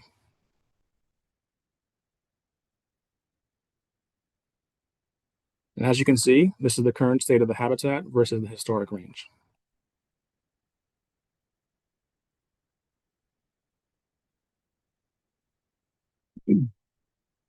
The Scotch Creek acquisition will be part of the Scotch Creek Wildlife Area and be managed under established wildlife area stewardship objectives. The property would benefit from ongoing WDFW management focused on protecting lands and enhancing shrub step and riparian habitats, controlling invasive plant species and maintaining habitat function for priority wildlife. Staff would also monitor wildlife populations, manage public access, and maintain any necessary infrastructure to support ecologically sustainable recreation while ensuring long-term conservation of the state's ecological values.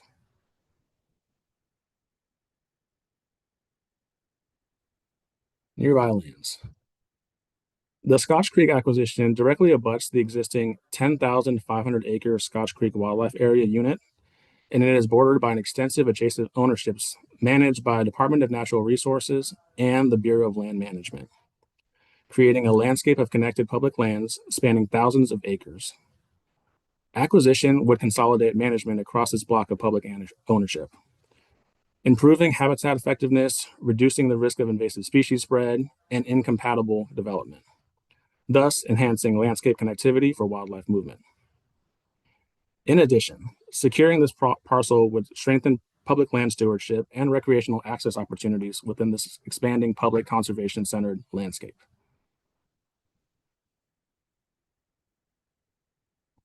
Okay. At this time, the two existing landowners are not interested in a conservation easement.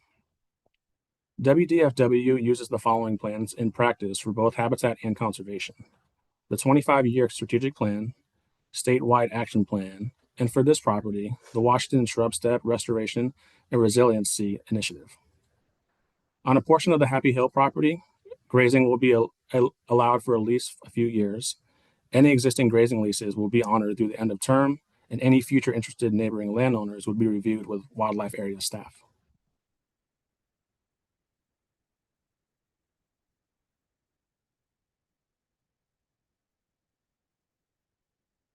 General support for this acquisition has been previously expressed by Okanagan County Commissioners, Conservation Northwest, and the Okanagan Land Trust. Official letters of support are currently being solicited from a wide range of other conservation-minded partners and citizens.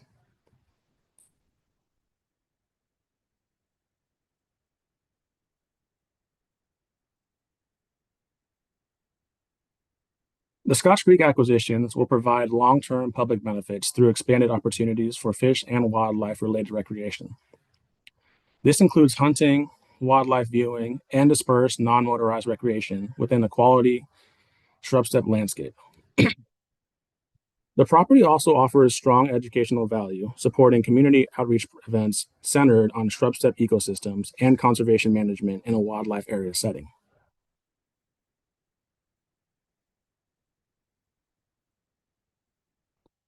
Additionally, these existing management tools will be used. Protection of this landscape preserves important ecosystem services, including intact watersheds, carbon storage in native vegetation, and maintenance of habitat conditions that support regional biodiversity and landscape scale ecological function.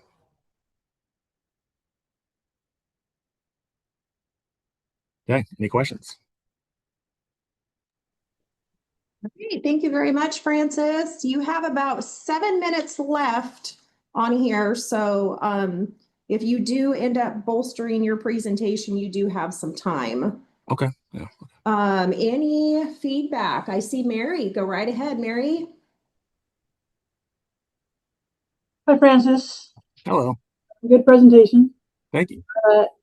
The only thing that I would really want to add would be when on, I think it was slide 22, when you talked about nearby lands and you talked about it, BLM and DNR. You had just a picture of landscape on that one. I would recommend possibly maybe doing a half and half where you actually show a map and Okay. you show all those lands around it, and then maybe that nice landscape land as well. Okay, thank you. Heather, go right ahead. Hi, thank you, Francis. I have two questions, comments kind of combined. On your species, could you, on your final, distinguish between the species that have been confirmed on site, or if they've been on neighboring sites, or if it's in with their historic range that this habitat supports, kind of making a distinction between those?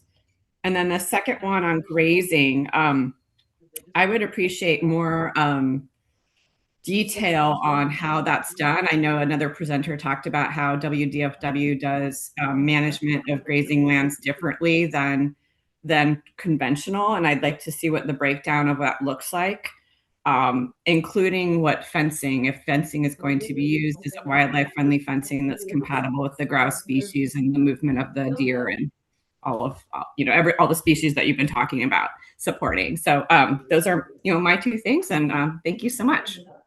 Thank you so much. All right, thank you for those comments. Any other comments from advisory committee members? Misha? Yeah, thank you for the presentation, Francis. I have a question about the actual creek. I'm not sure if I saw a list of any special fish, insects that live in the creek, and if that's a consideration for the conservation of that area, and what would be the impact on the creek and the neighboring land if the agricultural water rights exert enough pressure for the creek to dry up, for example. Okay. You want that? All right, thank you, Misha. Any other comments? Joe, go right ahead.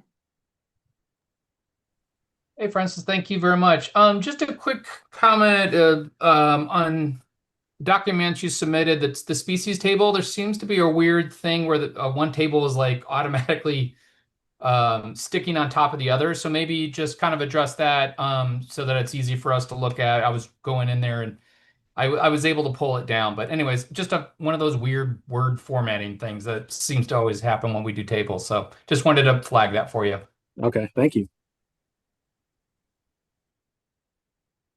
Thanks for that, Joe. Anyone else? Any other comments for Francis? Right, I am seeing none. Francis, thank you so much. It was great to see you. Thank you. We'll see you back for evaluation. Awesome, thank you.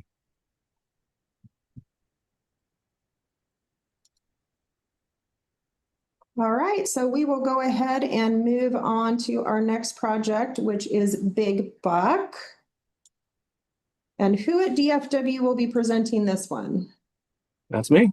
Is that you as well? Yeah. All right, Francis, we got to keep you a little bit longer. Let me get this started. Share the screen here, and then I'll hand controls back over to you. Okay. Here we go. Okay. All right. And you should have controls now. Go ahead and give that a try. I can see your cursor. And again, you've got 20 minutes and I'll keep track of time, and it's all yours, Francis. Thank you. All right. So the Big Buck project is an inholding of the Big Buck unit of the Methow Wildlife Area in Okanagan County, which is in DFW's North Central region.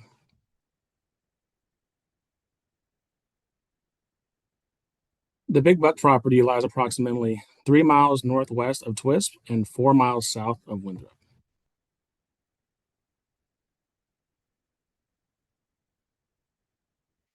The proposed project includes 118.65 acres.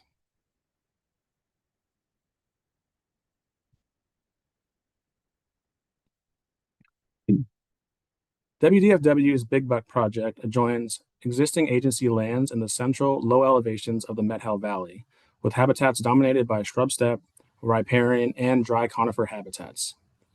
The project consists of 118.65 acres of aquatic, shrub steppe, and agricultural lands surrounded by the 5,200-acre Big Buck unit of the Methow Wildlife Area near Twist, Washington. This acquisition would secure a private inholding, improve management efficiency, prevent habitat fragmentation, and perpetually protect and expand mule deer winter range within a regionally significant wildlife corridor.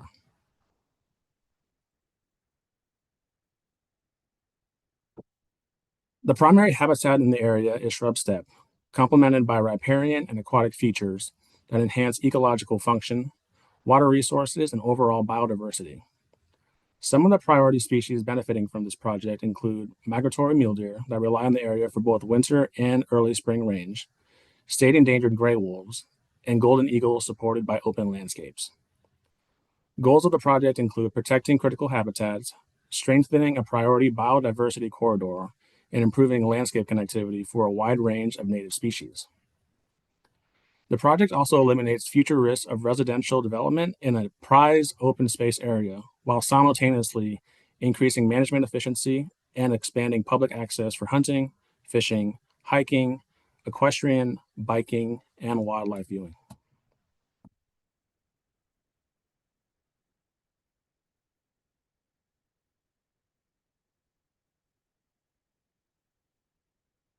The Big Buck location is of great significance as it is currently a private inholding that lies in the middle of the Big Buck unit, an area with immense habitat value as the surrounding shrub steppe provides critical year-round support for the state's largest herd of migratory mule deer.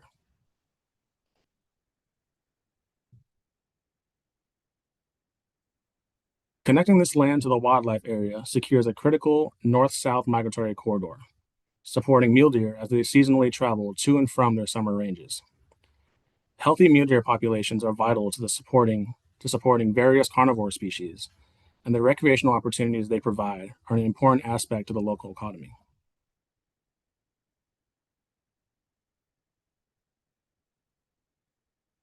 Big Buck Lake is 23 acres and embedded within the broader shrub steppe landscape. It provides important localized habitat diversity in an otherwise dry, upland-dominated system.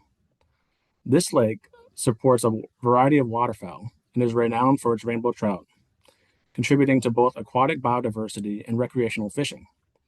Its ecological role is amplified by the surrounding shrub steppe, which provides nesting, foraging, and cover habitat for a wide range of wildlife species.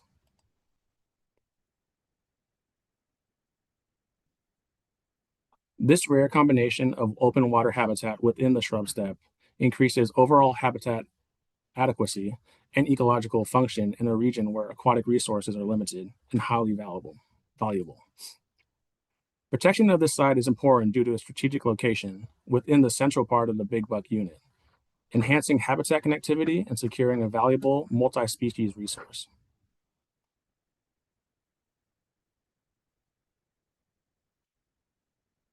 The property contains an irrigated agricultural field, which provides diversity within a predominantly shrub steppe landscape. Irrigated fields in the setting offer foraging opportunities for a variety of wildlife, including waterfowl, upland birds, raptors, and ungulates. When managed in a wildlife-compatible manner, these areas contribute to the landscape by creating seasonal food resources that increase habitat carrying capacity, while supporting movement and feeding transitions between upland, riparian, and aquatic systems. Retention and conservation of these working lands also helps maintain the rural character of the valley while supporting wildlife.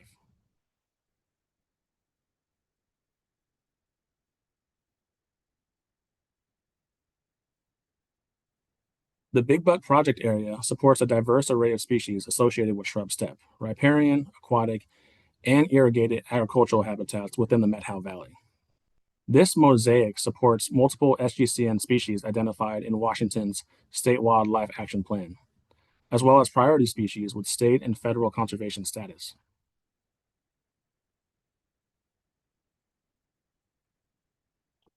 Key species include migratory mule deer, which rely on low elevation shrub steppe and agricultural fields for both winter and early spring range. This is a known regional limiting factor. State endangered gray squirrels gray wolves depend on both healthy habitat ungulate populations and connected landscapes for movement and long-term persistence. Golden eagles and other raptors benefit from both shrub steppe and agricultural fields that support prey abundance and efficient foraging.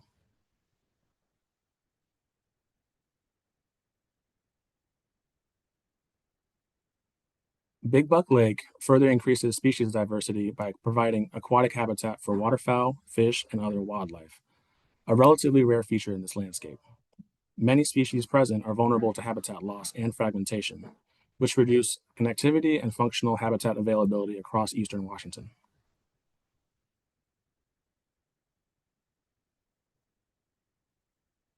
Protecting the site maintains habitat connectivity, supports predator-prey dynamics, and preserves a diverse habitat mosaic essential for regional biodiversity and ecosystem resilience. These benefits are consistent with the Met-Hal Wildlife Area's management priorities. Additionally, the Intermountain Basin's big sagebrush steppe habitat is classified as imperiled by the Washington Department of Natural Resources Natural Heritage Program and remains highly vulnerable to continued conversion and fragmentation. Protection of this habitat preserves intact shrub steppe systems critical to SGCN and other species dependent on this increasingly rare ecosystem.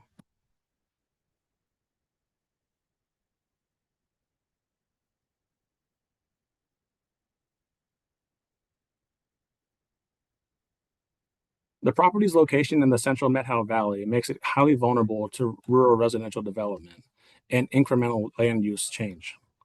Although smaller in size, single-family residences can significantly reduce habitat effectiveness through increased disturbance, invasive species introduction, and fragmentation of available habitat. Residential development may also increase wildlife disturbance, increase the spread of noxious weeds, disease transmission to native wildlife, and predation from pets such as dogs. These impacts extend well beyond individual parcel boundaries and reduces habitat quality across the broader landscape.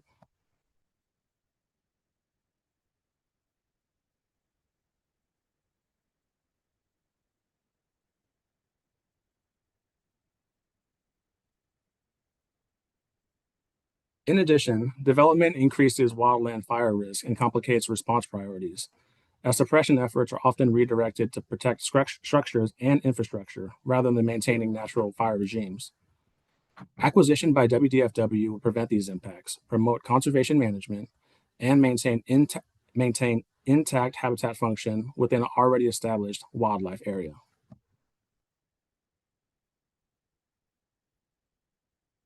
The Big Buck acquisition is currently surrounded by the Big Buck unit of the Met-Hal Wildlife Area.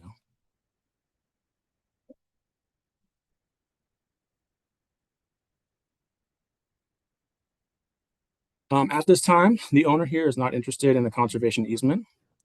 WDFW uses the following plans in practice for both habitat and conservation: the 25-year strategic plan, the State Wildlife Action Plan, and for this property, the Washington Shrub Steppe Restoration and Resiliency Initiative.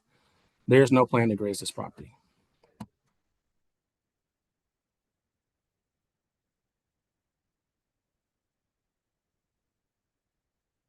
The adjacent Big Buck unit is managed under established WDFW plans developed with public input, and this acquisition will be incorporated into that evolving framework, ensuring consistent, community-supported stewardship. This project also supports rural economic benefits associated with wildlife-related recreation, including hunting, fishing, and wildlife viewing, which can contribute significantly to local economies in north central Washington. Official letters of support are being solicited.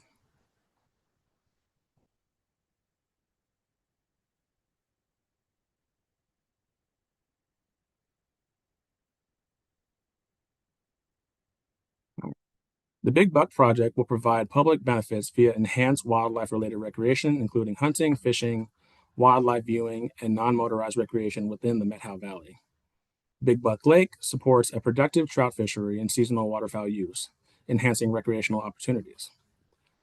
The surrounding shrub steppe and aquatic habitats offer strong educational and interpretive value for understanding eastern Washington ecosystems.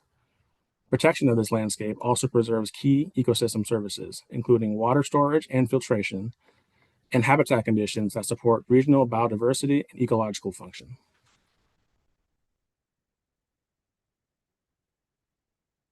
Any questions? All right, thanks again, Francis. Thank you. I have got you at 9 minutes left. So we'll go ahead and turn it over to the advisory committee. If you have any questions for Francis, I'll go ahead and take controls back here. And if any of the advisory committee members wants me to gravitate to a slide, feel free to let me know. Any comments for Francis on this project?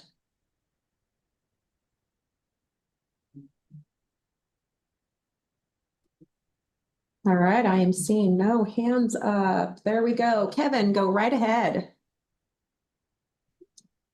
Sorry, a little slow on the draw here. No. I was just a little confused. Maybe I just zoned out for a second about the irrigation. I heard it and then it was like, well, what are they irrigating now? But then you said it would continue or whatever. So if I just missed that, that's my problem. But if it wasn't just me, maybe you could clarify that in the final presentation or something. So Okay. All right, thank you for that, Kevin. Katie, go right ahead. Thanks. Hi, Francis. Good presentation. I would just recommend labeling your maps. I think we talked about this in the previous one, but just took me a little bit to find where this property was and all the different green colors. So just clear labels would really help folks out who aren't as familiar with this area. Thanks. Thank you. Thank you, Katie. Give just a few more seconds, see if any other hands pop up. I'm not seeing any. All right, Francis. Well, thank you again very much. It was great to see you. And I think that's your last one for today. Is that right? Yeah, that's it for me. All right. Well, good to see you, Francis. We'll see you at evaluation. Thank you. Thank you. All right, advisory committee members, we are now at our second break of the afternoon. We are running early.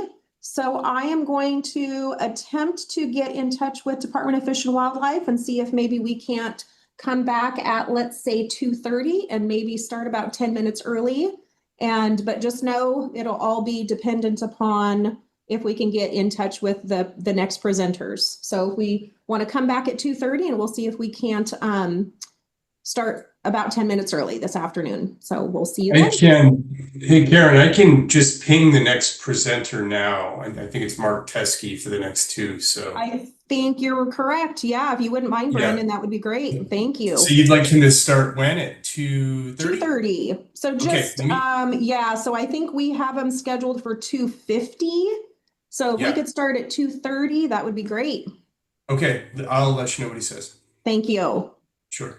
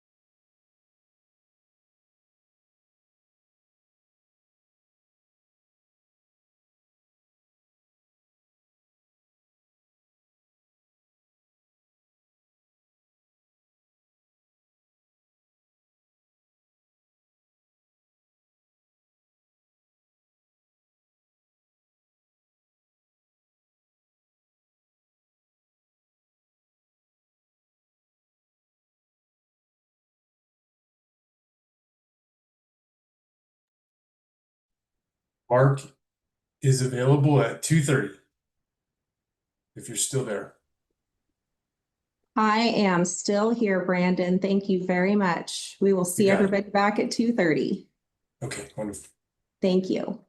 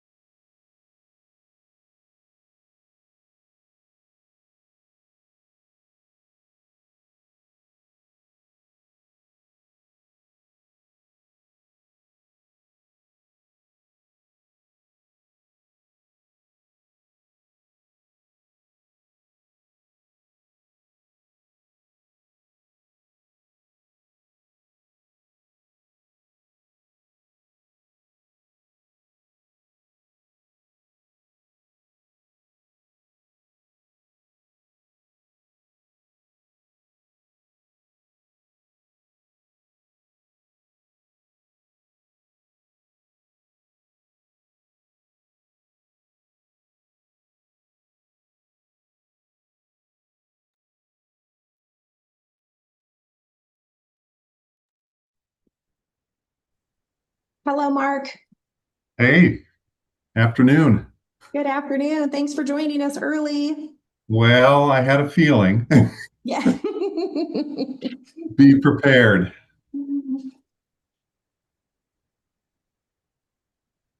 I haven't seen you in a while. It's been a little bit. How have you Yeah, been? I've been well.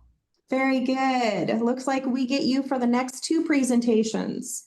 Yeah, you're going to get sick of me. Oh, I doubt that.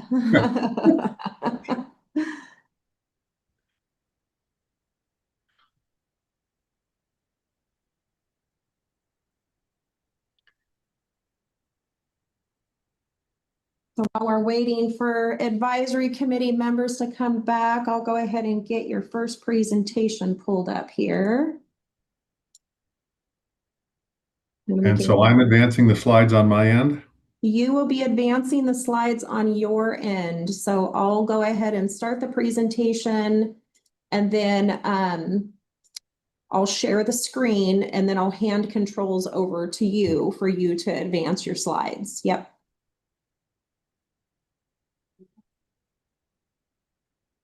I might do a quick practice to see which buttons work and if there's much lag time.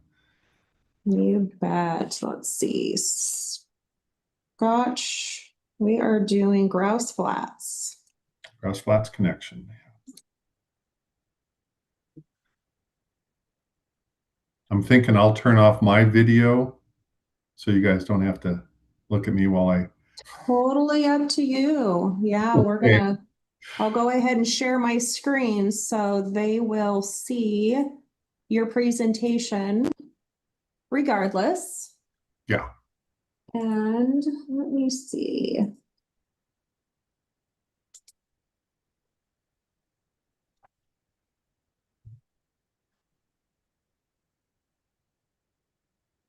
All right, can you see that all right? I can. Okay, so I'm going to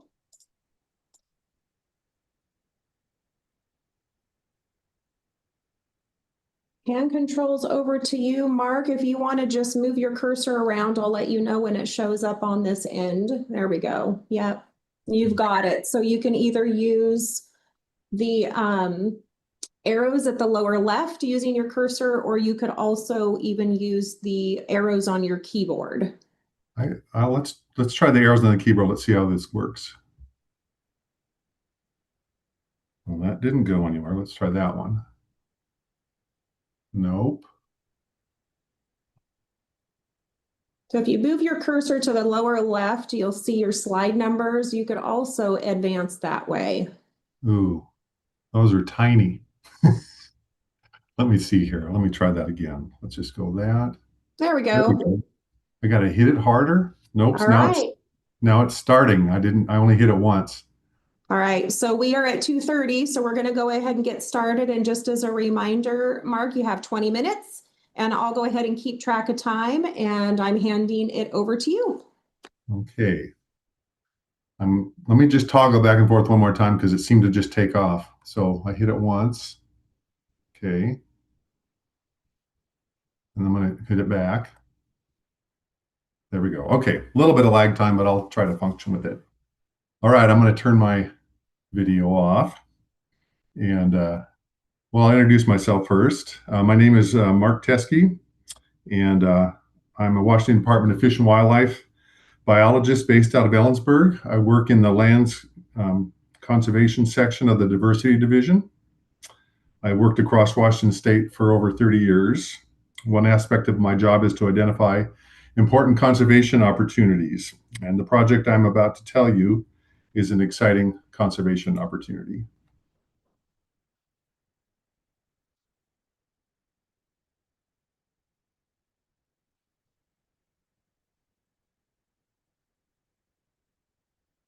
And it's not moving.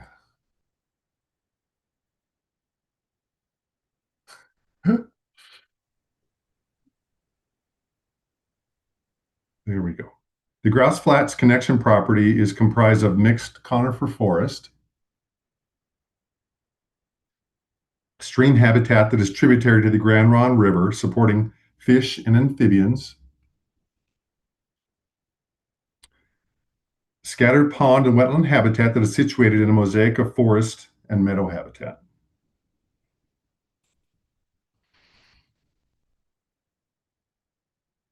The project goals and objectives of the Grouse Flats Connection are to secure critical habitat for listed species in a key location, establish a meaningful connection between existing conserved lands, and to ensure that incompatible development would not compromise the functions and values of past RCO investments in habitat that border the property. The Grouse Flats Connection project is located in extreme southeast Washington state in the Blue Mountains. The property borders the state of Oregon. The project also occurs in both Asotin and Garfield counties. The Grouse Flats Connection property, pictured here in red, connects to the tan-colored WDF&W property on the east and the west. The large 4.0 ranch unit is on the east of the Grouse Flats unit, and the Grouse Flats unit is on the west. The lighter green ownership that the property shares a border with is U.S. Forest Service National Forest. The dark green is the Wenaha-Tucannon Wilderness. The Wenaha-Tucannon Wilderness in total is more than 177,000 acres of permanently protected federal wilderness that spans the border of Washington and Oregon. 111,000 acres of the wilderness occur in Washington. We feel it is highly beneficial to build on or enhance previous conservation efforts. Taking a closer look,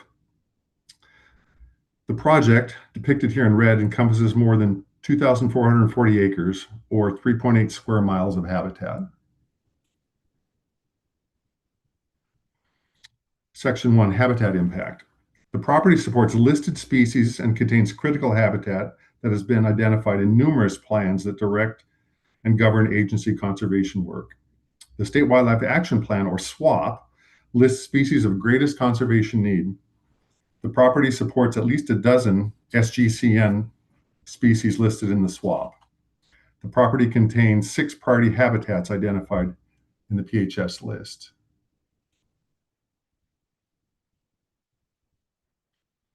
The Washington Wildlife Habitat Connectivity Analysis, which looked across the state of Washington, repeatedly identified the property as core habitat for focal species utilized in the analysis.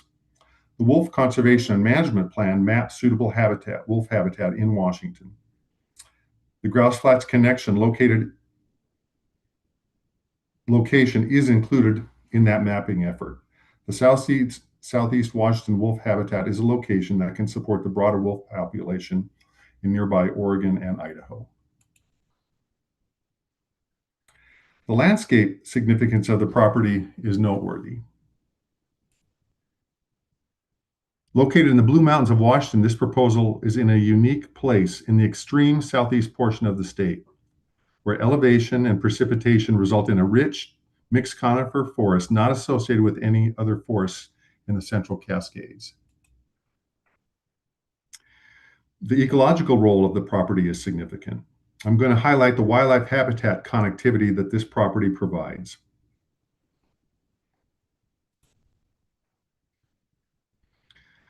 Here is the property in dark green. The existing wildlife area units are in light green. Additionally, you can see where it sits in relation to the Oregon border and Asotin and Garfield county boundaries. The proposal was identified as containing core habitat for the western toad by the Washington Wildlife Habitat Connectivity Analysis, depicted here with the lavender color. Western toad is a species of greatest conservation need in the SWAP. The pond habitat across the property and wet areas along the stream support western toad.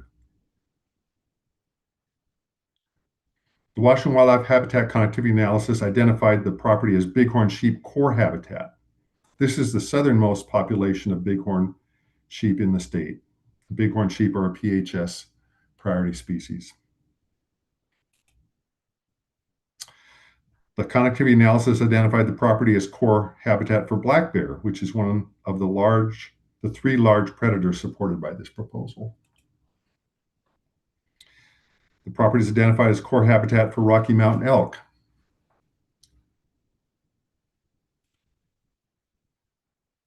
And it is identified as core mule habitat for mule deer in the same analysis.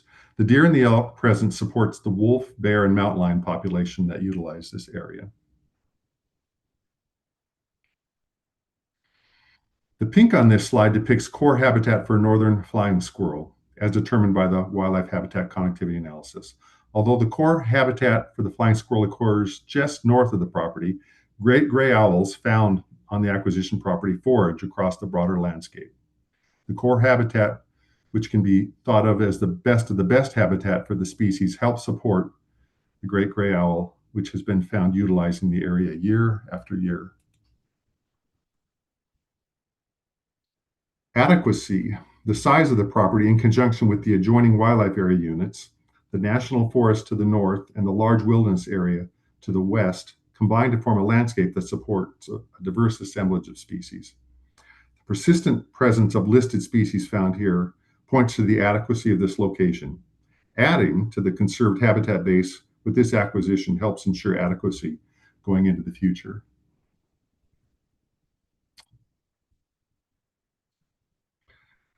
The distribution, range, and abundance of some of the target species this property supports are limited.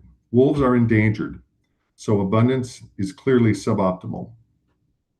Wolves are a wide-ranging species. The wolves that utilize this property in the Blue Mountains are a disjunct population in Washington. They naturally colonized this landscape. The Rocky Mountain-tailed frog in Washington is known only here in the extreme southeast portion of the state.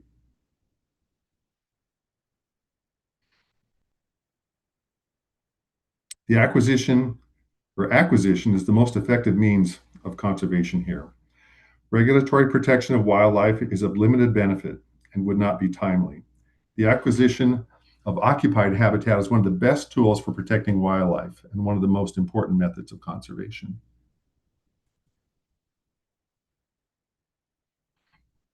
Species significance. The area is high in biodiversity. The adjoining 4.0 Ranch unit was a top scoring proposal in a previous RCO grant cycle. The species of greatest conservation need, such as the great gray owl, are known inhabitants of the area.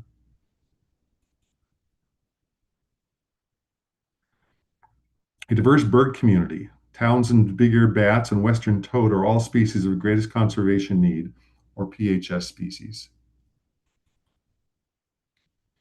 The Rocky Mountain tailed frog is a SGCN species that has an extremely restricted range and only occurs in this part of the state.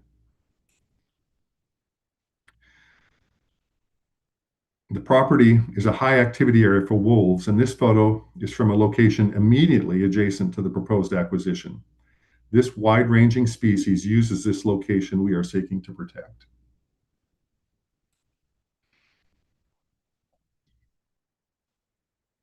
With respect to vulnerability, wolves are state endangered.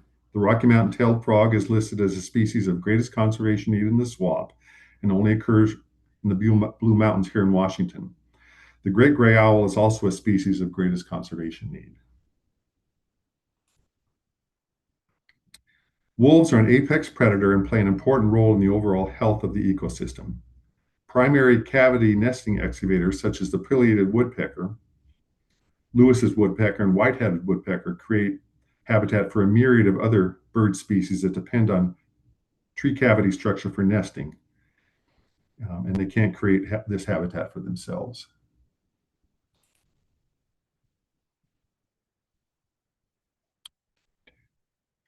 Manageability and viability. The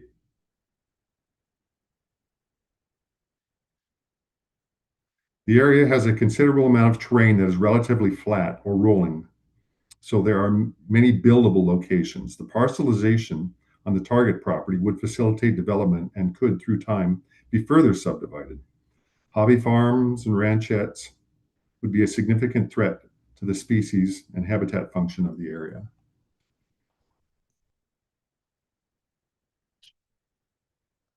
The property is not in urgent need of restoration or management actions. Some controlled burning or mechanical removal of seedlings or saplings from open areas that are being colonized by conifer trees may be desirable in the future. Some derelict segments of fence might need to be removed. The property would be managed as another unit of the Chief Joseph Wildlife Area. There are permanent full-time wildlife area personnel in place, equipment is in place, and work is already occurring around this location. The wildlife area has a budget that includes PR money, state wildlife money, and Discover Pass money, as well as grant money that would be utilized to perform stewardship activities.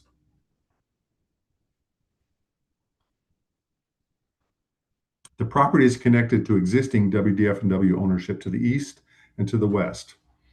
There is an efficiency in this proximity. This is an area that is already receiving management attention because of the existing wildlife area.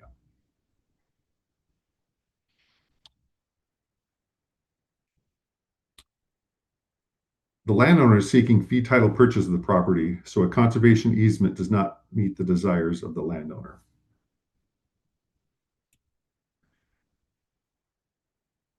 There are no regulatory protections of the property that would provide meaningful protection for the species we seek to conserve. Zoning is not a durable form of protection and can be changed by an amendment process or zone change that can take place regularly. Current zoning is agriculture. There are no plans to graze livestock on this property. Number 4, partnership and community support.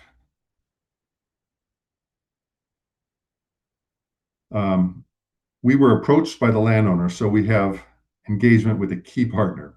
Additionally, we've reached out to the Board of County Commissioners in each county where the property occurs to make them aware of our conservation plans. We are firming up our support with NGOs and others, and we'll be able to communicate that information when we deliver our final presentation.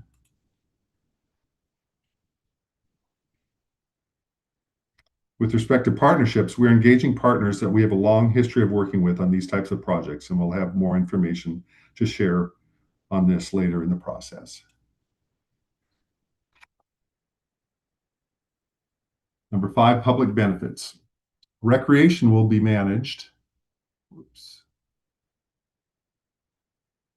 in a fashion similar to the adjoining WDF&W ownership. It will be folded in the existing management plans.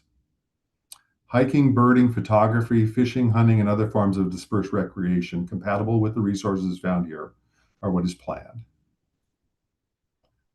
This proposal will provide new access and connect the larger landscape, allowing new points of entry onto nearby federal ownership. Traditional uses of the property would also be made possible. Gatherings of traditional foods would be possible if the land becomes public. There is ongoing work on the wolf use of the area, which informs the annual wolf population status of Washington. The Rocky Mountain tailed frog is another species that is in need of conservation research. The location is a high plateau in the Blue Mountains of Southeast Washington in the rain shadow of the Cascade Range. The elevation, soils, and precipitation produce conditions that result in a profusion of flowering plants later in the season than the surrounding lower elevation terrain. This affords pollinators a nectar source later in the season after lower elevations have already passed the flowering stage and have gone to seed. Pollinators move up in elevation following the bloom of forbs and flowering shrubs as spring and summer progress. And that's the end. Thank you very much. All right, thank you so much, Mark. All right, so I do know that you had mentioned that you had a few things you wanted to add into your presentation, and it looks like you got time. You got about 4.5 minutes left on that 20. Boy, I'm good. I think I just want to get the feedback, and I know there are some graphics and a little bit more information needed, particularly with the partnership question. No worries. That is what technical review is for. All right. Comments for Mark. Go ahead, Misha. Thank you for your presentation. It was very interesting. One comment I have is about the maps. It was hard for me to keep track of the different sections of the maps you were discussing. without having labels. If you could put labels on the different sections of all the maps, and if possible, keep the maps colors consistent between the different slides. So one color means one thing through the different maps. That would have made it easier for me to keep track of the different sections you were discussing. That will happen. Thank you so All much. right. Thanks, Misha. Heather, Joe, then Kevin. Hi, thank you so much for a great presentation. I do have a few questions. So with the presence of wolves, I wondered, and I know a number of the WDFW lands have them or have proposed to protect those lands. I wondered how much problem you've had with poaching in the past, and is trespassing a consideration that you need to address in any of these, within this proposal? So that's just a question. And you mentioned derelict fencing. I just wondered how much there is, because that can be a hazard to wildlife and movement passage. So if it's not much, but if it's significant, what are your plans for that? And you may have mentioned this and I missed it. How much presence is there of invasive species that may need to have some restoration? And Mark, you don't have to have answers to those questions, but to incorporate those into your final evaluation would probably be really helpful. So don't feel pressured to answer those right now if you don't have the answers to them. Yeah. Thank you. Thank you so much. Yes, Thank those are you, areas Heather. we'll button up. All right, Joe, and then Kevin. Hey, Mark, nice to see you. Thanks for the Good to see ya. presentation. Couple comments for SGCN. I notice you're not alone in this. I think most of your DFW colleagues have been referencing the 2015 swap. There is a 2025 swap that was, I believe, officially went into action in December. So maybe investigate the referencing those for the latest and greatest SGCN. Also, check out the natural heritage guidance for the manuals. I think there may be a state endangered plant you might be able to add to your species table on your properties. So I would encourage you to investigate that a bit. So thank you. Thanks. Thanks for that, Joe. Kevin, go right ahead. Hey, this may be just a comment from my personal sort of a learning style. People have different learning styles. Some are visual, some are audio or whatever. I kind of wish the slides, which by the way are gorgeous, I think this was the most visually appealing presentation we've seen. But I kind of was it would have worked a little better for me if there was a little more text in there. Just like bullets highlighting the main things you're conveying or something like that. We had another presenter this morning that there was I think Karen felt there was too much text and I was okay with it. And now I wish there was more in yours, but that could be just a personal thing. So I wouldn't get too hung up on it. Thanks. It's definitely a balance between the two, Kevin, you bet. So especially if there's like a visual that can help to support what is being articulated when addressing the criteria. But, the bullet points to touch on them is always very helpful. So it definitely is the balance between text and visuals in these presentations.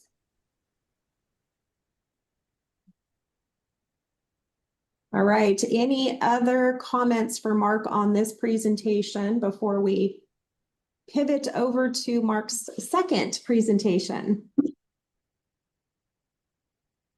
All right, I am seeing none, Mark, so I will bring up your next presentation and then do the same thing and hand controls over.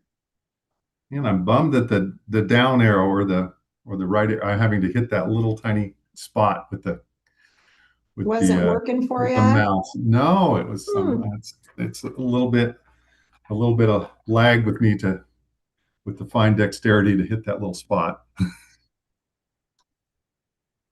Well, I'll tell you that there's an improvement from the last cycle on those, so that's always good. But yeah, it's always nice to be able to use your keyboard. All right. So I am going to, can you see your presentation on here, Mark? I can. Great. Okay, so I am going to go ahead and remote control this back over to you. You should have controls. Go ahead and move your cursor around. I'll let you know when there we go. Go ahead and try your keyboard again, Mark, and see if it'll work. Boy, it is not budging. Let me try a different direction arrow. Nope. Okay. Well, unfortunately, no. Okay, so the lower left corner arrows it is. So okay. Go ahead and start my timer back for 20 minutes, and I'll pass it over to you, Mark. Thank you. All right. Very good. I'm going to introduce myself again. I'd like to begin with introductions. My name is Mark Teskey, and I'm a biologist and an environmental planner for Washington Department of Fish and Wildlife, based out of Ellensburg. I've worked in central and eastern Washington for over 30 years. One of my aspects of my job is to identify and respond to conservation opportunities. The project I'm here to tell you about today is an exciting conservation opportunity.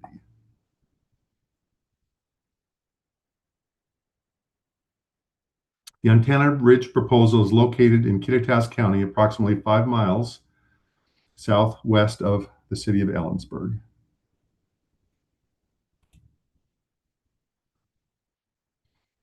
The proposal is comprised of approximately 3,451 acres of shrub steppe and riparian habitat.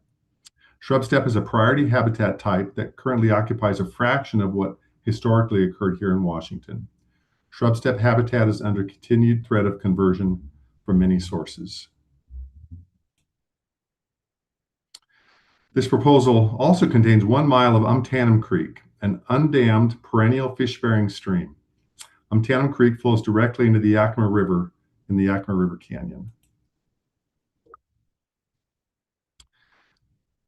The goals of this proposal are to secure conservation of high-quality shrub steppe habitat in a strategic location, benefiting numerous priority wildlife species that are either shrub steppe obligates or that use and depend on the area. We also seek to conserve 1 mile of stream and riparian habitat, an oasis in an arid setting. And finally, we seek to eliminate the threat of habitat conversion in a key location bordering where the state of Washington has previously invested in conservation, namely the Weeness Wildlife Area. Here's a map of the project location with the Umtanum Ridge proposal depicted in red. The city of Ellensburg is just off the map to the northeast or upper right. The Department of Fish and Wildlife's Weeness Wildlife Area is the blue color. The tan parcels are Washington DNR ownership. For perspective, the tan Washington DNR parcels are a square mile in size. This proposal has miles of shared boundary with the existing wildlife area and is essentially an inholding to the wildlife area. Loss of this area to conversion is a significant concern. Wildlife does not recognize ownership boundaries. Loss of habitat in this location would be a significant impact. Disturbance associated with development compromises the functions and values of adjoining conserved land. We want to safeguard our existing investment by conserving this location.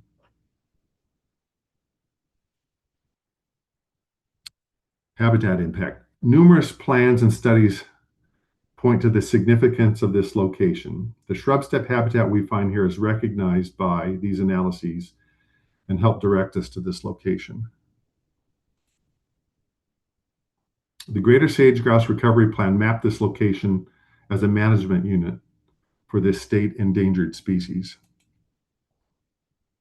Zooming in to take a closer look at the map, the yellow circle is the approximate location of our Umtanum Ridge proposal. Zooming in to take a closer, the Washington Shrub Steppe Restoration and Resiliency Initiative, or WSRI for short, developed a long-term strategy document. One product of the WSRI effort were maps of important locations. Mesic and xeric habitats were identified, and then core habitat connections and growth opportunities were identified for both mesic and xeric habitat This effort resulted in a conservation portfolio that can be used to inform work and help with prioritization. The Tanham Ridge property is mapped by WWRP as core xeric habitat. Core habitat forms the backbone of conservation in the WWRP long-term strategy. From the WWRP perspective, we are working in the right place.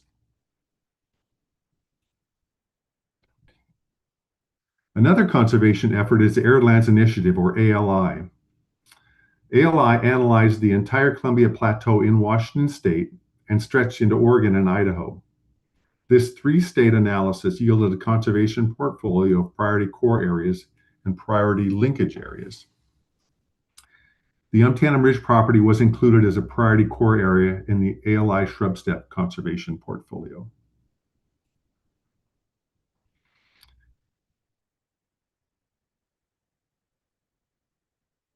Landscape significance of this proposal, we think, is a compelling story to be told. In this depiction from Google Earth, we have snow-capped Mount Rainier on the left of the yellow line, and the Columbia River on the opposite end of the yellow line to the right. Mount Rainier has recorded 1,000 inches of snow at Paradise in the winter. And in the area along the Columbia River, we receive 6 inches of precipitation annually, a tremendous precipitation gradient. Mount Rainier is a national park.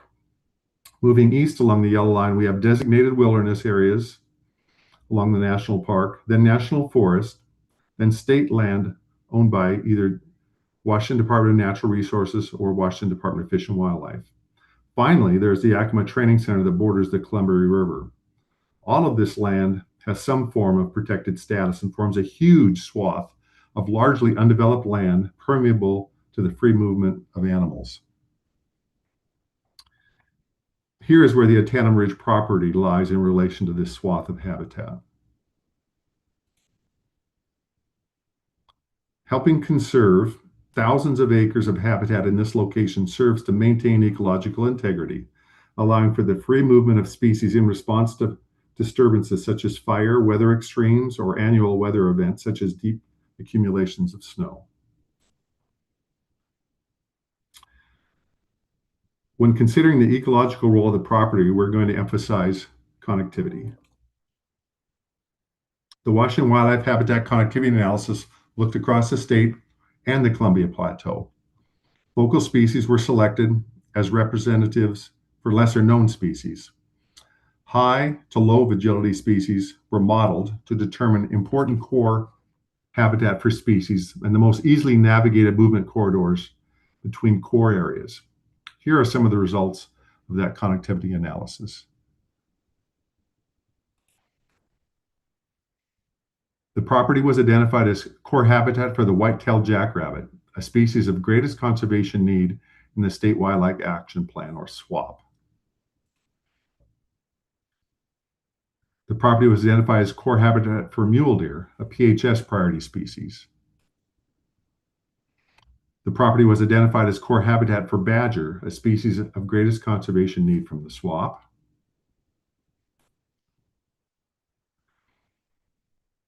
The property was identified as containing the least cost movement corridor for rattlesnake. The least cost corridor is the best route for a species to move through based on the species' ability, habitat preference, and obstacles such as roadways. The Tanham Ridge property is a connectivity corridor and affords access to the core habitat in red to the east along the Yakima River. The property is year-round habitat and winter range for elk, a priority species in PHS. It is mapped as core habitat in the statewide connectivity analysis. The property was identified as containing core habitat for bighorn sheep, a priority species in PHS. Conservation near core habitat helps ensure the integrity of core habitat connectivity. Finally, the ecological role as winter range for ungulates is important here.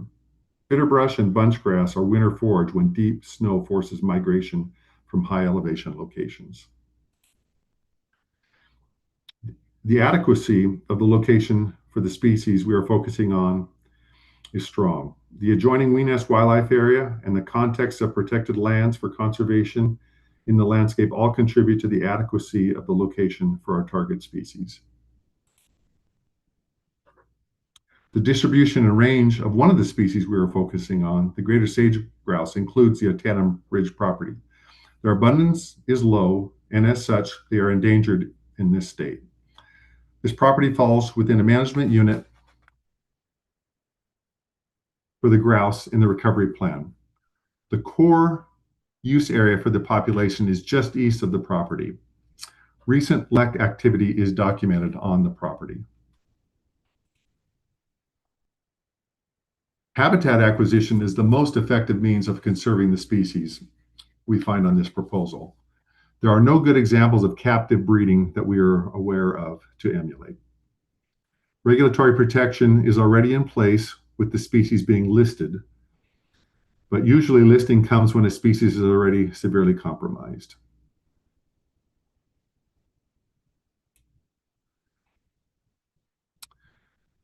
Next, we have species significance.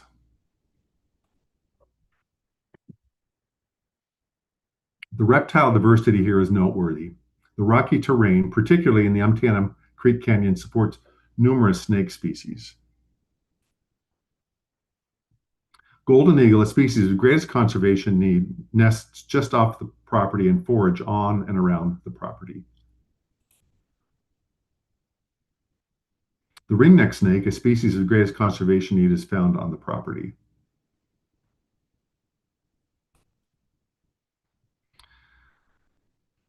We have numerous species that are listed. The sage grouse are endangered. Many species of greatest conservation need and PHS species are found here as well.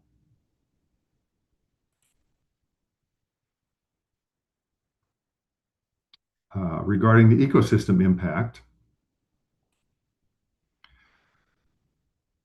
I'm going to highlight the Lewis's woodpecker. It is the primary cavity nesting excavator. The cottonwood snags along Antietam Creek and the scattered conifers on the canyon slopes are excavated by this species of greatest conservation need. These cavities support numerous other birds and bat species and meet their life history needs. The badger, another species of greatest conservation need, dig burrows that are utilized by species that do not have the ability to excavate the ground, but require burrows, such as the white-tailed jackrabbit. The Lewis's woodpecker and the badger have an outsized impact on ecosystem function.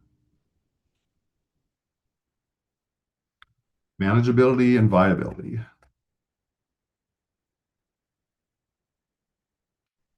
Oops. Okay, hold on. Just go ahead and click on that slide right there. There you go. I think your cursor just gravitated over to the, from the arrow over to the other one. So I think you're good now. Okay, I just hit that one, so I'm going to go next. 39. So close to town with views of the Stewart Mountains, this location is extremely vulnerable to home and ranchette development. You can see the wind towers in the background below the Stewarts. Wind and solar are also threats to this location. Regarding restoration management, there are no immediate restoration plans. The stewardship plan would be to incorporate the property into the Weenest Wildlife Area Management Plan. PR funding, grant funding, and partnerships would be some of the ways work identified in the management plan would be funded and accomplished. The property is bordered by miles of the Weenest Wildlife Area.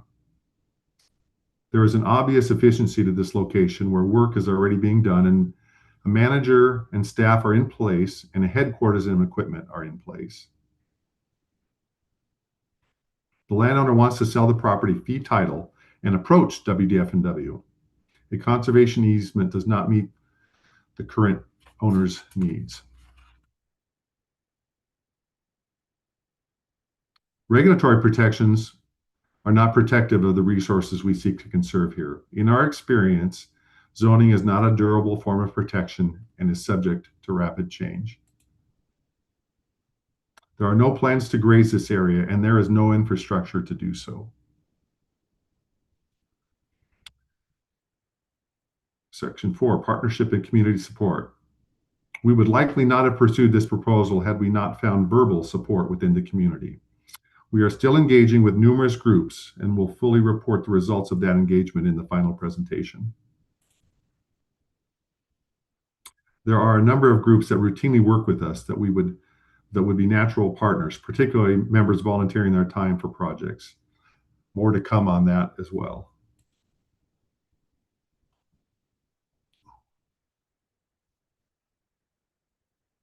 Public benefit, Section 5.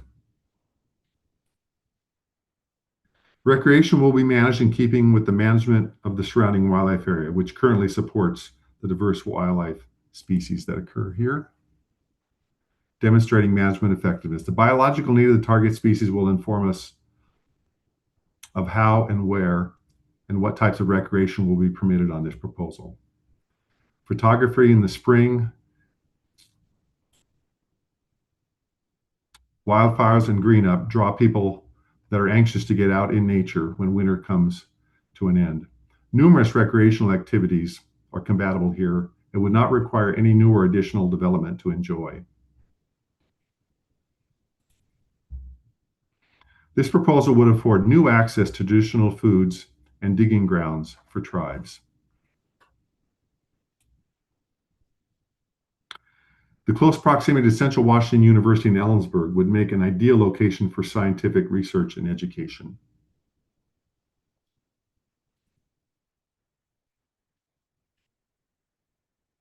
This proposal would preserve the interesting and unusual biscuit and swale shrub steppe habitat that occurs on the property.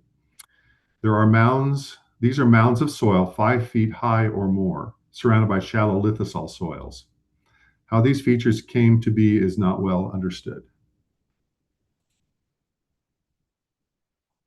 One of the ecosystem services we see at this location is pollinator habitat. The profusion of wildflowers found here supports a wide variety of pollinators. The place hums with activity. This stunning hunt bumblebee I encountered on the property is just one example. This bee on an Oregon grape shrub along Umtanum Creek is one pollinator that I still need to identify. Butterflies and bees were common on the property. Another ecosystem service provided by this property is Umtanum Creek. This tributary is a cool groundwater-fed tributary that is cool in the summer and comparatively warm in the winter. This contributes to water quality in the Yakima River and provides excellent summer and winter rearing habitat for fish. Thank you so much for your time.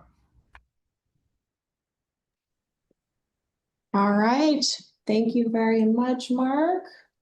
Going to go ahead and take controls back. We'll open it up to advisory committee members to provide some feedback. Any comments or feedback for Mark? Go ahead, Joe. Yeah, thanks, Mark. Man, some of those, I don't know how representative your photos are of the site, but it looks like some pretty incredible shrub steppe out there. They're all from the property. Yeah, that's great. But I would be curious if there's any invasive species problems, if and if so, which species and how abundant they are. If you could note that, that would be helpful. And then also similar to my previous comment on your previous presentation, there was a couple of ecological systems listed. So just I would encourage you to look at how those translate in the 2025 plan. And I really like that under the source you put gap ecological systems map, because that told me what evidence you use to determine whether they're present or not. So that was really helpful. Not many folks are doing that, so I really like that. But I would also, in that category of source, put down the swap as kind of the location of where, documenting kind of the importance of the 2025 swap uses a different classification. Don't want to get too deep on that, but But anyway, so I would do that. And then under status, I know you kind of use some heritage stuff, but I would put HGCN in there as well, because I think that's what you're referencing. So that would be my recommendation on that. And as with the other one, again, I would recommend looking at the heritage guidance. At this site, I think you do have a natural heritage element occurrence at the site that you did not document. This time it's an ecosystem element occurrence. So I encourage you to do that. And yeah, thanks. Appreciate it. Really enjoyed the presentation. Good feedback. Thank you, Joe. Go right ahead, Misha. Thanks, Mark, for your presentation. I have a question about the recreational activities and pressure. You mentioned that if that land is open to recreation, you don't foresee any need for additional infrastructure. If people start coming without any official infrastructure or facilities or in place, they often disperse on their own, creating potential for environmental damage. So I would love to see that address how additional recreational activities would have an impact, and what would be needed to mitigate that.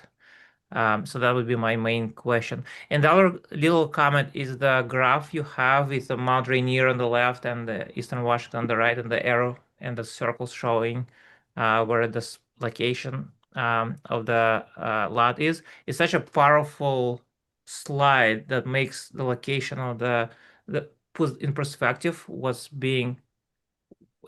need to be conserved. I think it would be a great slide to be put in at the very beginning of the presentation to just kind of visually show what areas is going to be needs to be protected. That Thank one you. there, Misha? Yeah, that's one. Yeah. Gotcha. Thank you. Great. Thank you for that. Heather, go right ahead. Thank you. Beautiful presentation. I had a few comments or questions. One, I was very excited about the reptile diversity. We don't get to see a lot of focus on that, so thank you for including that. A question, I mean, all that connectivity looked great, and I wondered with the big focus on bighorn sheep, I couldn't tell from the map how close proximity it might be to ranching. I know the disease transmission. So is that an issue with this site? Are they pretty well protected? Because there's a lot of bubble around them. So I was just curious about that distance from any potential ranching. And then third was you had mentioned First Foods, and you listed a few organizations that you're reaching out to or in dialogue with for partnerships. And I wondered about tribal involvement with this particular project. That could be exciting.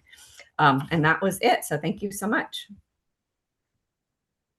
Thank you, Heather. Any other comments or feedback from Mark before we cut him loose for the afternoon? All right, seeing none, Mark, thank you so much for joining us. It was great to see you. Thank you. Appreciate it. And I got to work on my clicking. Ah. That was a little challenging. So thank you so much, everybody. Appreciate your time. Thank you so much, Mark. All right, advisory committee members, that brings us to our last break of the afternoon. I believe we have got our last two presenters that have graciously showed up early. So thank you so much for joining us.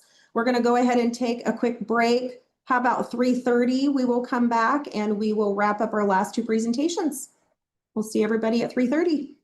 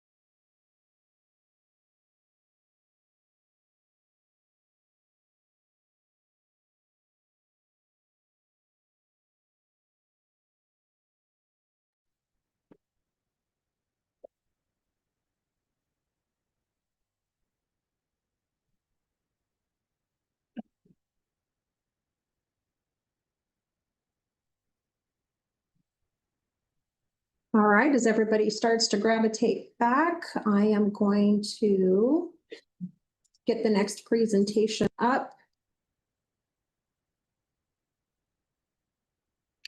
And this is Simcoe West. And I believe we have Sandra Yonker. Hello, Sandra. Good to see you.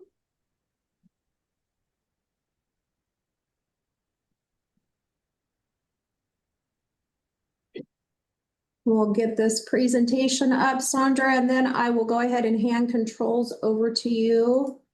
Sounds good. Thank you very much for joining us, Sandra. We appreciate that. Absolutely.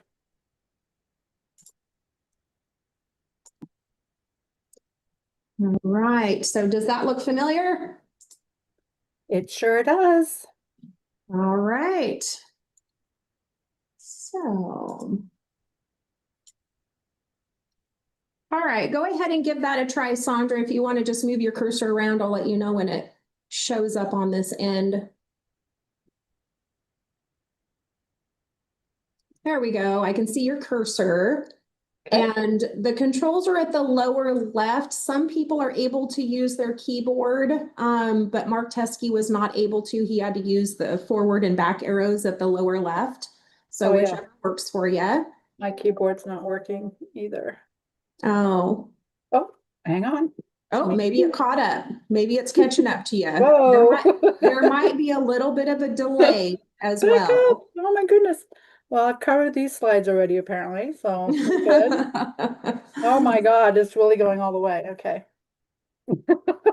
So it might be, maybe just use the arrows at the lower left. Those seem to be a little bit more predictable, and you should be able to, there we go, all the way to the left and go back to your first slide. There we go.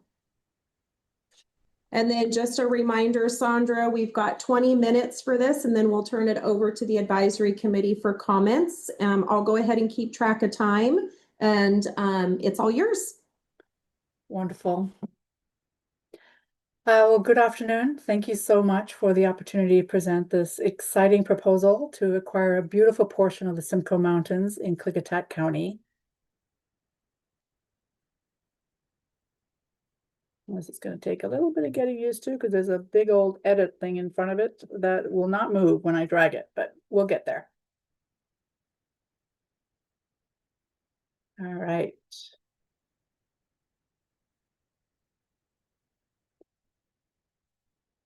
So the goal of the Simcoe West project is to achieve a significant and lasting conservation impact by protecting this large, diverse, and strategic location in the southern portion of the East Cascades. The department seeks to conserve up to 46,000 acres in the western Simcoe Mountains in Klickitat County, and this would provide an almost 20-mile wide habitat and wildlife corridor and protect the land from residential and commercial development that would fragment the landscape and impact crucial habitats for a multitude of species. Acquiring this land will be a multi-phased approach, and today we are presenting phase 1, which is to try to acquire about 8,000 acres through 2 grant applications, one in the critical habitat category and one in the natural areas category. And we are working in partnership with Columbia Land Trust and the Conservation Fund in this effort.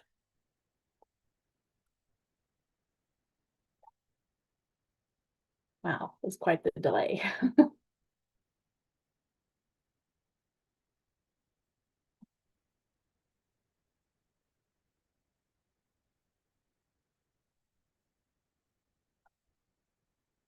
How do I get this to go away? Oh my goodness. This is right in front of the... Anyways, all right, we're going to try again. Here we go. Sorry about that. This property is the largest remaining unprotected timber ownership in the region, and its protection ensures conservation of a large, unique, intact, and biologically diverse landscape that supports several listed species, unique habitats, and imperiled ecosystems. The acquisition would abate the threat of development, and it would provide access for Yakama Nation members exercising their usual and accustomed treaty rights. It would also provide non-motorized public access in perpetuity to an area that is currently closed. And this is an urgent opportunity for conservation on a large scale.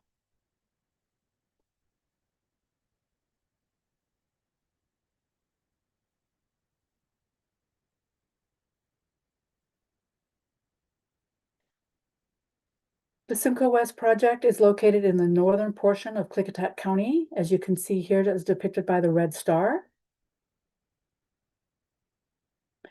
The project envelope is depicted here in red, and the project is west of Highway 97, which is down here.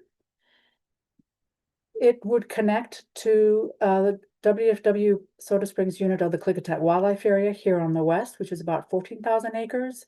And then it would connect to the Yakima Reservation in the north, depicted here in yellow.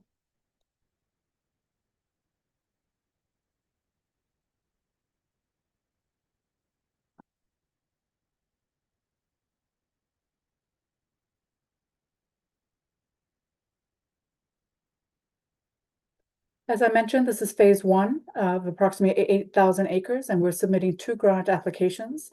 In the red are the parcels for the critical habitat category, which is around 1,400 acres.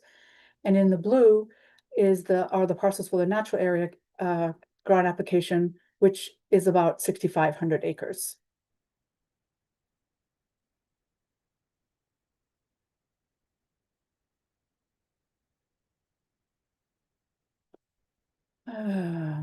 Sorry that I'm having so much difficulty. The mouse is not working with me. But anyways, the acquisition of a property of this size is a rare opportunity and a priority to provide significant benefits to critical habitats and species on a landscape level into perpetuity. The need and prioritization of conserving biodiversity-rich landscapes, such as the Simcoes, are identified in both the State of Washington Natural Heritage Guide and the State Wildlife Action Plan.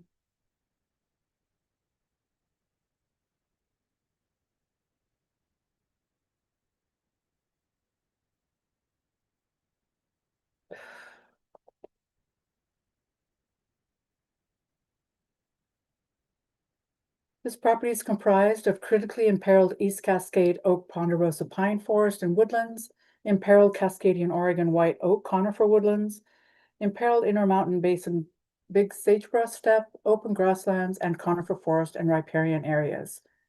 These large expanses of native and imperiled ecosystems remain intact and functioning, providing a greater diversity of species and habitats. The intact landscape provides diverse habitat types within a small elevation gradient as well, including riparian wetlands, open forest, and native grasslands. This diversity supports seasonal wildlife use, breeding, migration, as well as climate adaptation. This site connects to the Klickitat River corridor and nearby state-managed lands, increasing the landscape's ecological significance and functions both at a local and regional scale.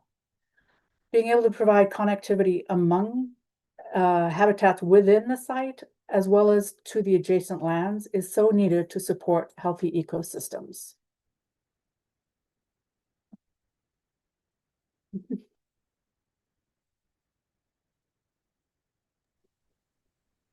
These intact native ecosystems help to support several species of greatest conservation need, or SGCN, as well as priority habitats and priority species. Then they provide some of the few remaining core habitats for threatened and endangered wildlife species in Washington. This acquisition would contribute to creating an east-west natural area corridor of public land of over 80 miles, including state and federal lands. Tribal lands also contribute to the natural area corridor, although they are not open to the public. Sandra, would it be helpful if I advance slides for you if you just want to say next? That would be awesome, because I don't know what's going on. You got it. But no it worries. Not happening. No worries. So you want me to go ahead and go to 12? Yes, please. Okay. So as mentioned, the site supports a variety of state, federal, candidate listed species, SGCN, and priority habitats. For example, the western gray squirrel. The Simcoe Mountains are a core area for the state endangered species in Washington state, and the project is also critical habitat for mule deer and serves as winter and summer range and a migration corridor for the species. In addition to these priority species, the project area supports a variety of unique wildlife habitats found in a mosaic of coniferous forests, Oregon white oak, sagebrush steppe, and grasslands that are not found in other areas of Washington. Next.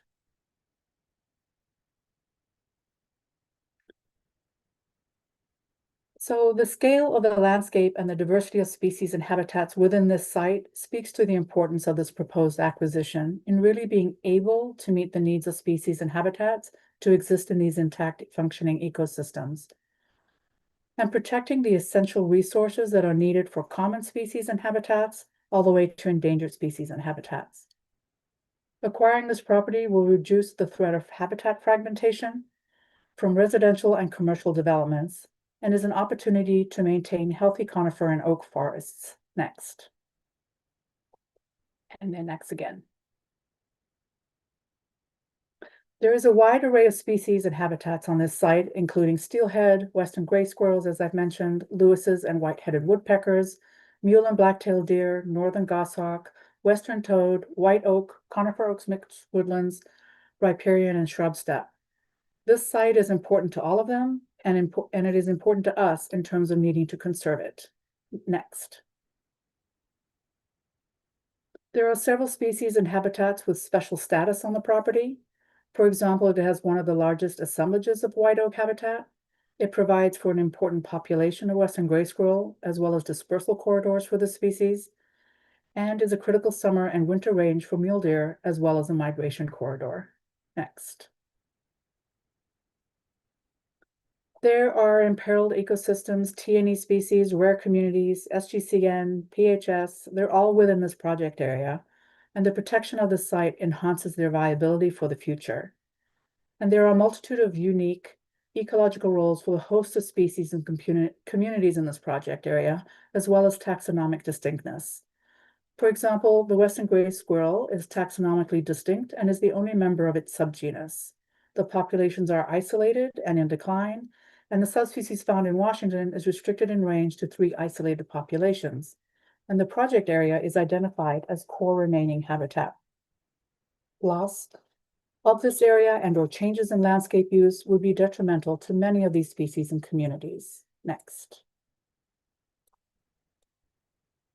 The diversity of species are an integral part of these functioning ecosystems and provide functions such as seed dispersal that promotes healthy systems. For example, the western gray squirrel, besides being adorable, they are known to be associated with many species within the ecosystems that they inhabit, and they disperse seeds, fungus, fruits, as well as being prey themselves for carnivore and omnivore species. In addition, this property is located in a climate transition zone where the western portion of the property receives more annual precipitation than the eastern, resulting in many unique ecosystems and differing habitats in a small range. Acquiring the site would secure the headwaters of several streams that support fish and amphibians in the Klickitat River Basin. Next. And then next again. The urgency to why it is important to secure this landscape now includes multiple threats to this property, such as residential developments, industrial forest management, construction of industrial solar and wind power farms, and the increased likelihood of catastrophic wildfires due to climate change and overstocking of forest stands. And importantly, this property is currently held in one ownership and they are selling now. Smaller parcels are continually being sold as we speak. Next. The main focus of this property will be the forested areas and conducting forest health projects for both the conifer and oak tree components on the landscape. The aim of these projects will be to protect the forest from disease, promote historic tree composition, and make the area more resilient to large-scale wildfires. Noxious and invasive weeds would be controlled by implementing an integrated pest management plan to control, manage, and reduce the spread of invasives. Given the importance of hydrology in this area, riparian enhancement projects may also take place to protect and restore critical water sources for multiple species. Funding for restoration and management projects could come from legislative funding, the Klickitat Wildlife Area annual budget, partnering agencies and NGOs, and grant funding sources.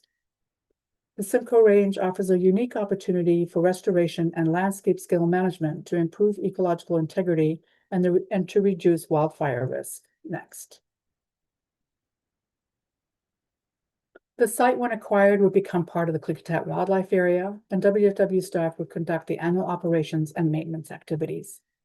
These activities would include monitoring recreational use, surveying of fish and wildlife, controlling the invasive species, implementing restoration and enhancement projects, maintaining roads for public and administrative purposes, as well as monitoring for illegal activities. And again, the funding would be similar to the previous slide: legislative funding, Klickitat Wildlife Area, partnering agencies, NGOs, and grant funding sources. Next. As I mentioned, this property adjoins the southern boundary of the Yakima Nation Reservation. So the parcel is the red star right beneath the Yakima Nation Reservation that is depicted in gray. This portion of the reservation is largely undeveloped and is managed as open space for fish and wildlife, natural resources, and for its cultural significance to the indigenous people of the region. West of the property, but not adjoining, there is a large block of Washington Department of Natural Resources land extending over 14 miles west that connects to the Gifford-Pinchot National Forest, as you can see in light green. This acquisition would help to create that east-west natural area corridor of public land for over 80 miles, while there really only would be just about 2 areas of a few miles that remain in private ownership. And as mentioned before, the tribal lands also contribute to this natural area corridor, but are not open to the public. And then on the southwest corner, the project area would connect to the Klickitat Wildlife Area. This connectivity provides opportunities to work with tribal partners and state and federal agencies, as well as NGOs, in managing this natural corridor for the benefit of a wide array of species and habitats. Next. A conservation easement is not being considered for this property, as it would not provide the same level of protection and is not of interest currently by the landowner. Next. The project site is zoned as forest resource and would have regulatory protections under the Washington State Forest Practice Rules. In addition, the Klickitat County Critical Ordinance would protect environmental sensitive areas such as streams, riparian corridors, wetlands, steep slopes, and wildlife habitat within the acquisition area, but is accomplished on a case-by-case basis by the county. The Klickitat County Comprehensive Plan and corresponding zoning designations such as forest resource could restrict intensive development and support long-term resource use. Next. Currently, there are local family-owned ranching operations that graze on the property, and the current owner has used a light touch grazing approach to the landscape. The department would continue these leases, but only if compatible to the landscape and priority fish and wildlife species present on the site. And the department brings years of grazing management experience to the table, and the most important tool being monitoring, to ensure that there are no negative impacts to the resources. Next. And then next again. The Yakima Nation has been made aware of this acquisition, and they support the purchase of this property. And ever since the property was closed to public access several years ago, the department has had countless comments from public interactions on how this loss has impacted people that once used the area. We've heard nothing but support from the public on this acquisition, and during the public comment period notifying the public of the department's interest in acquiring this property, we only received supportive and comments. The purchase would allow public access once again in an area where WFW often hears that more access is needed and desired by the public. Next. The Columbia Land Trust and the Conservation Fund engaged WWW in this partnership to work together on acquiring this project area from a large private landowner. The Conservation Fund has applied for a Forest Legacy Grant, which is ranked as the 5th highest grant in the nation.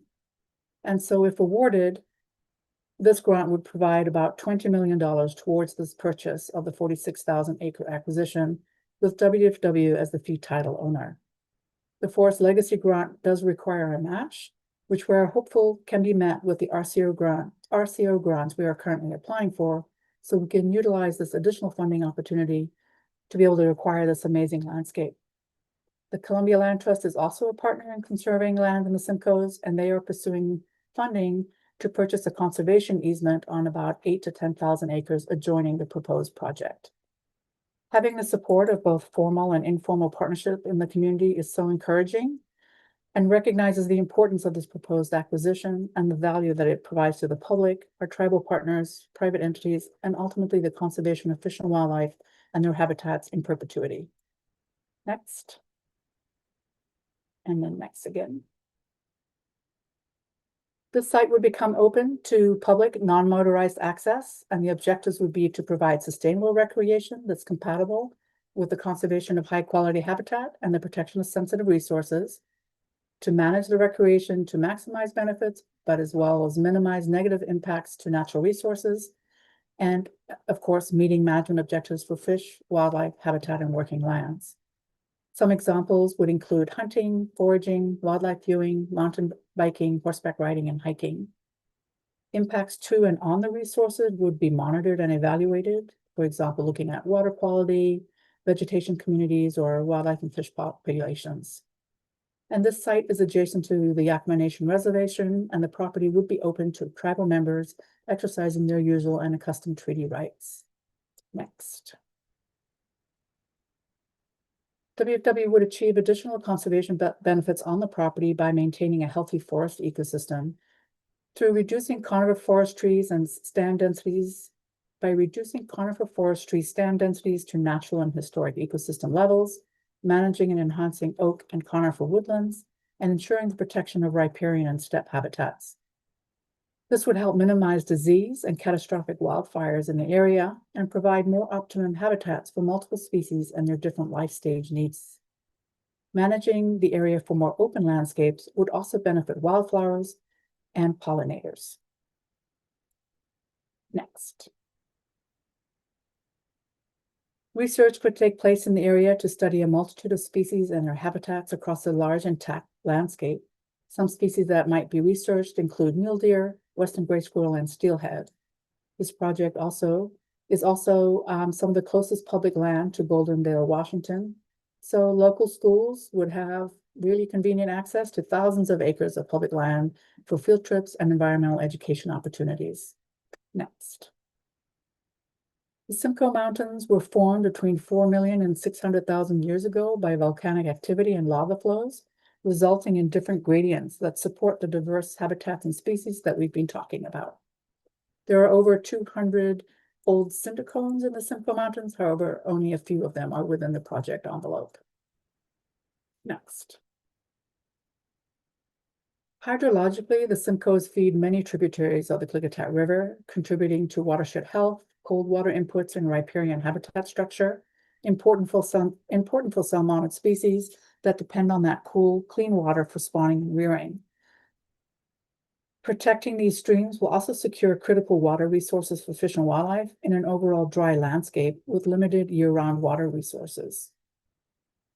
The project area also has 3 bumblebee species that we know are present on the landscape, which indicates the important habitat value for these species, as well as many other yet to be documented pollinator species. Next. So we are at time, but I want to just quickly get through the last 2 slides, Sandra, so we can turn it over to the advisory committee. Awesome. This is my last slide. Basically, the takeaway of this acquisition opportunity are that the scale of the landscape speaks to the importance of the significant conservation lift that can be attained if this property were to be protected. The landscape hosts unique ecosystems that support a variety of species from pollinators to herps, reptiles, birds, and mammals. And the fact that this landscape provides an intact corridor of transitioning ecosystems supports species and habitat viability, especially in light of climate change, and provides the cultural, recreational, and intrinsic value to people. And the acquisition of this land is a long-term commitment to Washingtonians and the natural resources of the state. And then the next slide, I'd be happy to take the questions. All right, thank you so much, Sandra. All right, comments and feedback for Sandra. Go ahead, Mary. Yeah, I had a couple of things on here. Near the beginning, I'm not sure which slide it was, but it was a parcel map that you showed. Is there any chance we can look at that real quick? You bet. Let me get back over there and see if I can pull that map up. So, a number of times, brought up a phased approach, and that's not the one. That's the next one, I think. Yeah, the next one. There you go. There we go. So a phased approach, I'm not sure what part of, I understand this is phase one, but what are the next steps, and are any of these other parcels which are highlighted here part of that next step of the phase approach? Yeah, so the white outline, I'm not sure, am I supposed to answer? Sorry. It wasn't clear, so if you could make that more clear, that would be Okay, great. yep. So one small thing, slide 31, part of the text was cut off a little bit by the pictures. Other than that, I just wanted to say, great presentation. The slides were perfect. A great combination between, some really nice pictures, and I appreciated the bullet points. So, thank you. Thank you. Great. Thank you very much for that. And this is like one of those projects that is like an acquisition project that supports a much, much larger acquisition effort over probably a period of time. But we do have what's called a geographic envelope, and this kind of gives DFW the ability to shift and maneuver from property to property based off of willing seller. If I heard you right, Sandra, I thought you said that this is all owned by one landowner, which is great because that gives you a bit more flexibility, but maybe just like identifying that white line as the geographic envelope, and then what acres you feel like you're going to be able to acquire with this $2.5 million. Yeah. Yep. Awesome. Thank you. Heather, and then Joe. Thank you. Great presentation. I would echo much of what was said by Mary with the combination. It was very easy to follow, and the visuals combined with the text were really helpful. A few things I just wanted to call out or ask. I really appreciate that you have involvement from the Yakima and you've acknowledged treaty rights within that, within your presentation. I have a question about forest health. You mentioned that you were going to address practices for forest health, but if you mentioned it, I missed what that was. Is it thinning? Is it selective? Or is it like controlled burns? Like, what are some of those management practices? And same thing with invasive species, like how much of the area has a presence of invasives? What are some of the species? What are some of your plans for that? And similar question around grazing. I know a few of the presenters from WDFW have mentioned grazing, and I'm unclear about how that is different from conventional grazing practices, if that could be called out more in terms of when you're handling things in these fragile ecosystems and riparian areas where like erosion, water quality, native plant health, as well as fencing is, if there is fencing for exclusion, is it wildlife friendly? All of those kinds of questions. So again, you don't need to answer that now, but just those are questions I have for you to consider. Thank you so much. Thank you. All right, Joe, go right ahead. Yeah, thank you, Sandra, for the presentation. I enjoyed it. Looking at your species table, and I think you mentioned them in the presentation as well. One, kudos for referencing the new swap, which I presume is the 2025 swap you're referring to, but then you also referred to the current swap. This has been a recurring theme. You're the first to reflect on the new one. Yay. I would recommend to reference the new one, and that is the current one now. It is in effect as far as I know from your agency. Either way, I would include one or the other, because essentially you're double dipping. They're the same types with slightly different names. So I would encourage for the new one, i.e. the 2025. And then also maybe with that said, be consistent in how you're labeling the status. I think SGCN is fantastic, but then in one of them you indicated state imperiled, and the other one state threatened. Both of those are correct, but I would just be consistent in which one you're reporting on. The other thing too, it would be helpful to know in these kind of things that don't have a backing database behind it as to the location, to document how you know it's there. Did you look at an existing map? Presumably that's what it was. If not, did someone identify it on site? Who and what criteria or definitions did they use to determine that it is indeed present? Thank you. Thank you. Thank you, Joe. Greg, go right ahead. Yeah, I was just wondering about the forestry practices. If like you could clarify, like, would this be continued as a working forest for harvest, or is it just more to manage thinning or wildlife habitat or wildfire reduction risk? And then maybe this is a larger question, I guess. Is it possible to somebody like, why is part of it the critical habitat and why is it part of it natural areas? Is there maybe clarifying how that gets parsed out? And given this is 46,000 acres, how do you choose which parcels out of that 46 have the highest priority? Great, good feedback, Greg. All right, thank you for that. Any other comments or feedback for Sandra? All right, I am seeing none. Sandra, thank you so much. Thank you as well. Bye-bye. Bye-bye. All right, and we have one more presentation that I will get brought up. And I believe we have Todd here.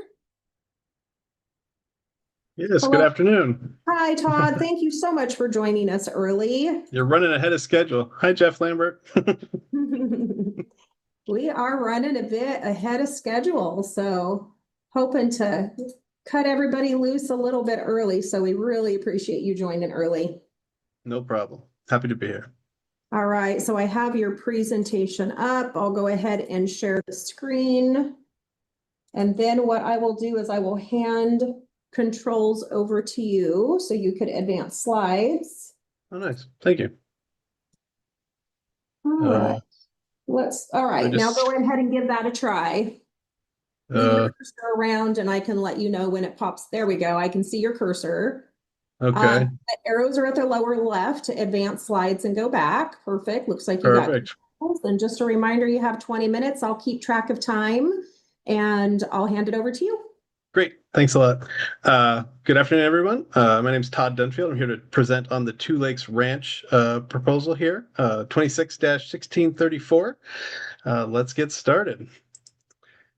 So this is the statewide map showing the location of this project. It's in Eastern Washington. It's approximately 22 miles southwest of Spokane. And the name of the project is Two Lakes Ranch because it is large enough that it touches two different lakes in an area where land conservation has been happening for almost a century. The anchor project nearby would be the Turnbull Wildlife Refuge at around 22,000 acres is just to the north of this project. So let's take a look at a little tighter map. So this map represents Spokane, and if you have really good eyesight, you can see Cheney and Spangle is also called out. The property is in red on this map, and yeah, it's accessed by most often by people through Cheney. A little note about the wildlife photography you're going to see in the next slides. They're all by the same photographer, Lorenzo Mendez. He visited the property twice and was able to get a lot of great photos for us.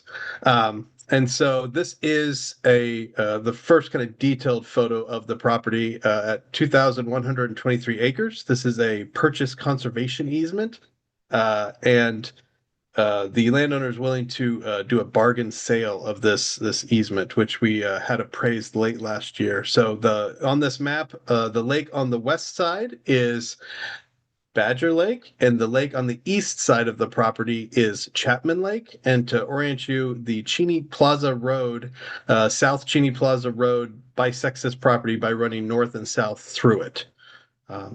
So get my cursor back. So the goals of this property are to put a permanent conservation easement on the entire 2,123 acres. Rocky Mountain Elk Foundation funded a conservation easement appraisal in the end of last year, December of 2025, and the landowner is willing to do a bargain sale of the easement. The total value of the conservation easement was appraised at $3.3 million, and this landowner is donating over $1.5 million in this bargain sale. His passion for conservation comes from the fact that he's lived on the ranch off and on since he was 6 years old, and now he's retired and 62 years old. And he's personally pretty heartbroken by the land use conversion that he's seen in his lifetime in the channeled scablands south of Cheney. So that is Mark Bell on the right-hand side of the photo, and that is the lakeshore of Badger, where he's standing on his own property, yeah, having a nice sunny day in the channeled scablands. So this is a drone photo. The right-hand side of this lake shore is the Two Lakes Ranch. And this is looking south down Chapman Lake, and there's a little bit of development way at the south end, some private property, some lakefront development, but otherwise, Chapman Lake has a pretty undeveloped shoreline, and that is what we would like to continue with this purchase conservation easement.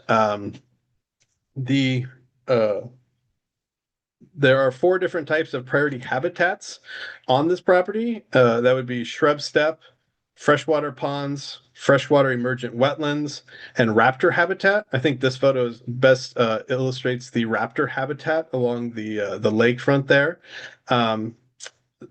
The priority habitat species include Rocky Mountain elk, Spalding's catchfly, bald eagle, golden eagle, and the northern harrier.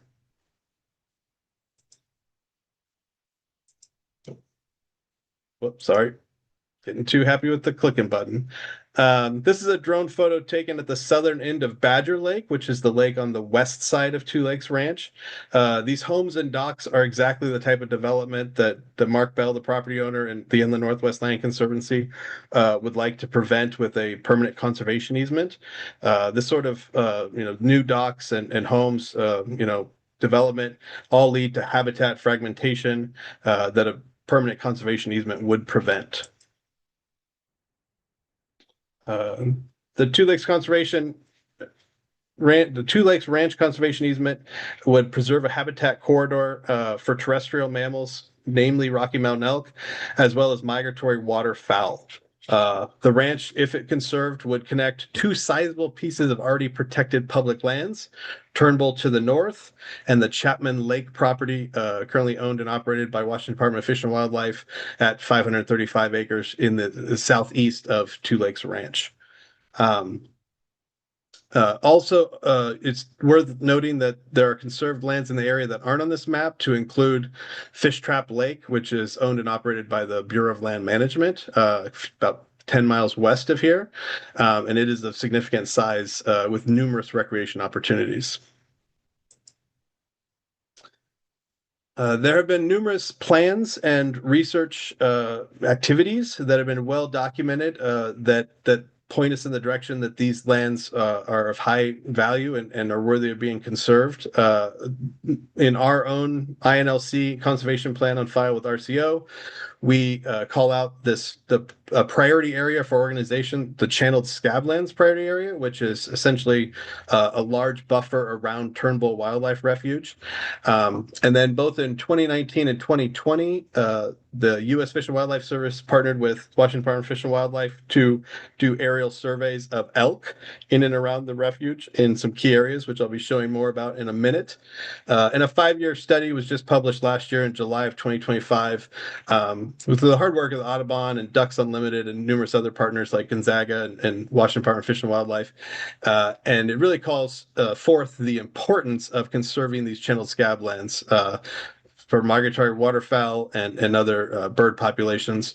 The Spokane County Parks and Open Space Plan that is in the works of being updated right now. The 2020 plan, which is still in effect, calls for Goal 5, states that here in Spokane County, whenever wildlife habitat corridors or recreation corridors can be conserved, they should be. And then last but not least, I think of probably the most importance is the Turnbull National Wildlife Refuge Comprehensive Conservation Plan, published in 2007, set the stewardship zone around Turnbull, which is essentially the long-term boundary of Turnbull, what it could someday, expand to, and the Two Lakes Ranch is within that stewardship zone or that long-term boundary. And there was a lot of public input that went into that document when it was published back in 2007.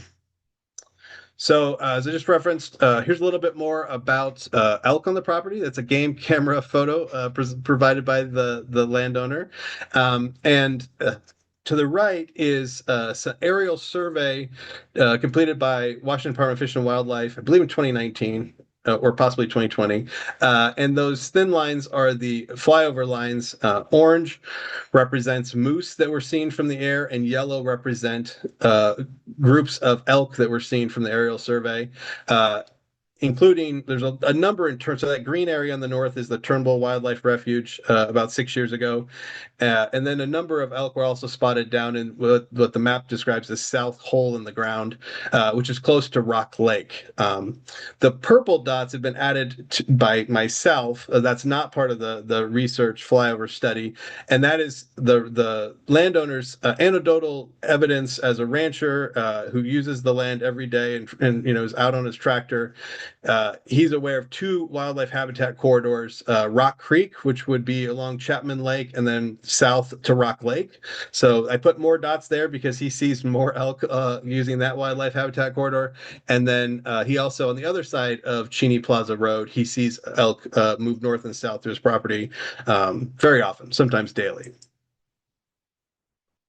So one of the habitats that's very important is the shrub steppe habitat, and that's represented by the kind of stippled tan in this map. And as you can see, there's a lot of that at Turnbull. There's a lot of that in the region, but Two Lakes Ranch is also well, populated, and shrub steppe is disappearing quickly in our state, and this is an opportunity to conserve a large intact 2,000 acres of a ranch that has some beautiful bitterroot flowers growing there. So part of the reason the Inland Northwest Land Conservancy chose to create a channeled scablands priority areas because we recognize the high climate resiliency of these lands. The basalt substrate leads to a lot of vernal pools, pocket ponds, and riparian habitat, and they hold water late into the season, into the hot, dry summer months. This is a map representing the resilience layers of the area, including Turnbull, Two Lakes Ranch, and Chapman Lake. And as you can see, the climate resilience is higher along the lake shores of Badger Lake and Chapman Lake, especially where Badger Creek flows into Badger Lake there on the west side of the property. But all in all, it's a pretty highly climate resilient area. This is a illustrative map or a picture of one of the 21 vernal pools on the property. This is pretty consistent, although it is a working cattle ranch. I've been on 2 site visits, and this is very indicative. You'll see more pictures in a minute of what the wetlands, what the vernal pools look like across the ranch. So speaking of wetlands, here's a map of freshwater emergent wetlands, shrub steppe wetland, freshwater forested, as well as freshwater ponds at Two Lakes Ranch. Gives you a good understanding of the channeled scablands and how the land was really affected by the Ice Age floods some 12,000 years ago. The photo on the left is of Badger Creek at the bottom of the photo, and that's common of the basalt outcroppings that are throughout the entire property. One of the parts of the interesting features of this being a property affected by the Ice Age floods is there are erratics, big rocks and boulders that were brought in by the floods. But this is pretty typical of the tree diversity and just the property in general.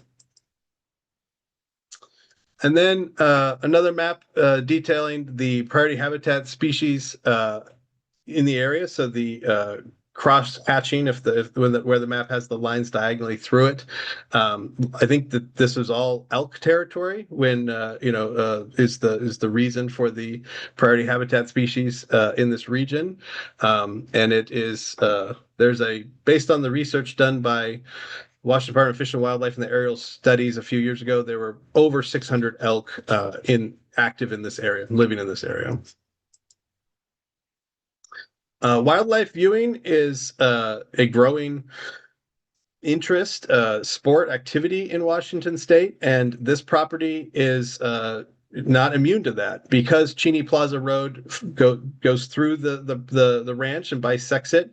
It is very common for photographers to pull off the side of the road, park on the shoulder, and take photos with their long lens cameras, from the public right away into Two Lakes Ranch. There's a large pond in the center of the ranch that is home to geese and swans and lots of other migratory waterfowl that people love to come and take photos of. And it's very close to the road, almost touches the road. There you have some mule deer, some of them in velvet. So some of our project supporters, I'll start with Spokane County Commissioners. They met about this project at the end of April, and they decided to write a letter of support and endorse it. The U.S. Fish and Wildlife Service and Washington Department of Fish and Wildlife both also wrote letters of support.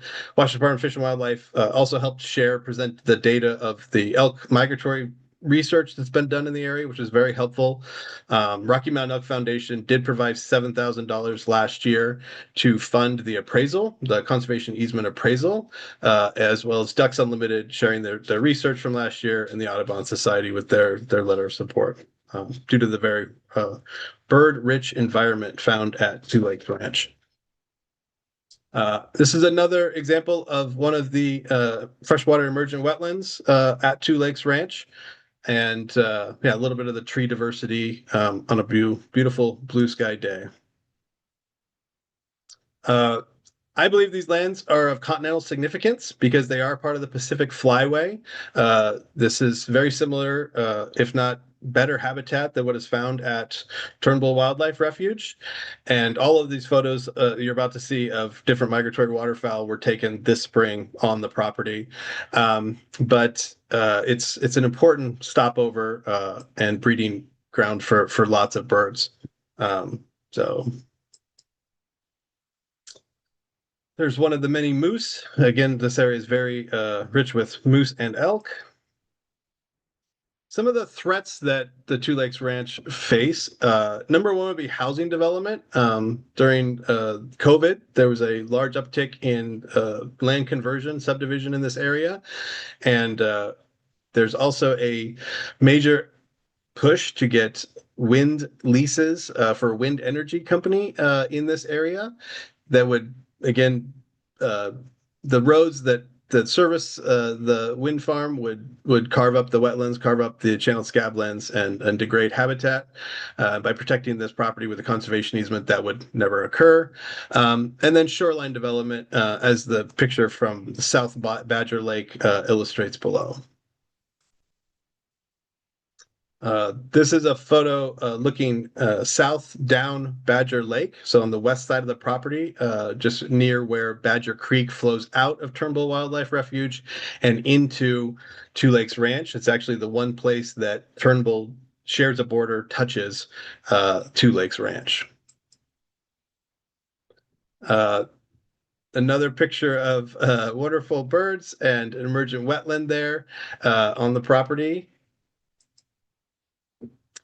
And I want to point out that this property is host to a lot of pollinators, including bees, hummingbirds. Monarch butterflies are potentially in the area. They haven't been documented there yet. I think Turnbull being so nearby, a lot of species are documented there. But because this is private property, we don't have quite the level of documentation as they do at Turnbull, where research has been occurring for decades. Elk being a very present species on this property. That is an elk rub on a pretty large tree on the left hand of the slide. And the right hand is a picture of Mark Bell, the property owner, feeding hay to his cattle while elk are just beyond in the fence. I think this is his daily occurrence of his life living at Two Lakes Ranch. So that concludes my presentation. I'm open to feedback or questions at this time. All right, thank you so much, Todd. We will get some feedback from the advisory committee. I do want to just mention that for the critical habitat grant category, we did update evaluation criteria this year. So maybe take a quick look at our new manual 10B and just make sure that you're addressing each of the board adopted evaluation criteria. And Kim Sellers, your grant manager, will be in touch with you about that as well. So provide some of that feedback. So, all right, we'll go ahead and turn it over to Kevin and then to Joe. Thank you. Boy, there's some gorgeous slides in there. Thank you for that. Expanding on what Karen said, it would be helpful for me, at least, when we evaluate and you look at those criteria for evaluation. If you could head up the slides for that and have them come in order, because we're going to be sort of looking at, okay, here's the 5 things within management and sort of try to check them off, or how we individually think of those. And I felt like you were covering a lot of those, but they maybe weren't in the same order that we would be expecting them. So thank you. Thanks, Kevin. Thank you, Kevin. Go ahead, Joe. Yeah, hi Todd. Thanks for the presentation. Looking at your species table, it looked like you included the Spalding's catchfly at the site, and I know you cited the IPAC database. I'm presuming that's the U.S. Fish and Wildlife Service evaluation tool. I've never used that tool. I'm not sure what scale they output the data, but we being the Natural Heritage Program don't have an occurrence of the Silene at the site that you're presenting about. So if you do have documentation or evidence that it is present, what I would suggest is to reference the new manual guidance that Karen noted. And there is a section about natural heritage data. And if you believe that you have found a new record of a rare plant or ecosystem, there's a process outlined there where you could potentially work with us to get it into the database. Because the moving forward for these rare plants, the idea is that it must be in the heritage database, so there's evidence of the presence of that. So I would recommend looking at that guidance. Then again, if the U.S. Fish and Wildlife Service, it is in the area for sure, but I didn't see it on the project site. So maybe that tool, that's what it was telling you. I don't know, but I would look at that a little bit closer. Thanks, Joe. Thank you, Joe. Misha, go right ahead. Thanks, Todd, for your presentation. I have 2 questions, comments. One is that because the property borders a lake, a fairly large lake, what fish species are utilizing the nearshore area if that be a consideration conservation? The other is about the easements, because easements are only as good as the monitoring and enforcement. What kind of monitoring and enforcement do you have in mind for that property and the money for it? So I would love to see that addressed. And then what about the continuity of the easement after the landowner dies? How that's going to be taken into consideration? All right. Thank you so much, Misha. Any other comments or feedback for Todd? I will mention, Todd, I really appreciate the pictures and the visuals. Those are super helpful, especially when we have like board presentations of our own to put together. So those are super helpful. Thank you. You're welcome. All right. I see no hands, and thank you so much for joining us, Todd. And thanks again for jumping on early. Yeah. Have a good day. You as well. All right, so that wraps us up for day 1 of technical review for the Critical Habitat Grant category of WWRP, also known as Washington Wildlife and Recreation Program. We have one more critical habitat project that we will see starting at 9 o'clock tomorrow morning. And then right after, we will jump into the urban wildlife habitat grant projects that have been applied for. So I will be on early tomorrow morning, probably about 8:45. So feel free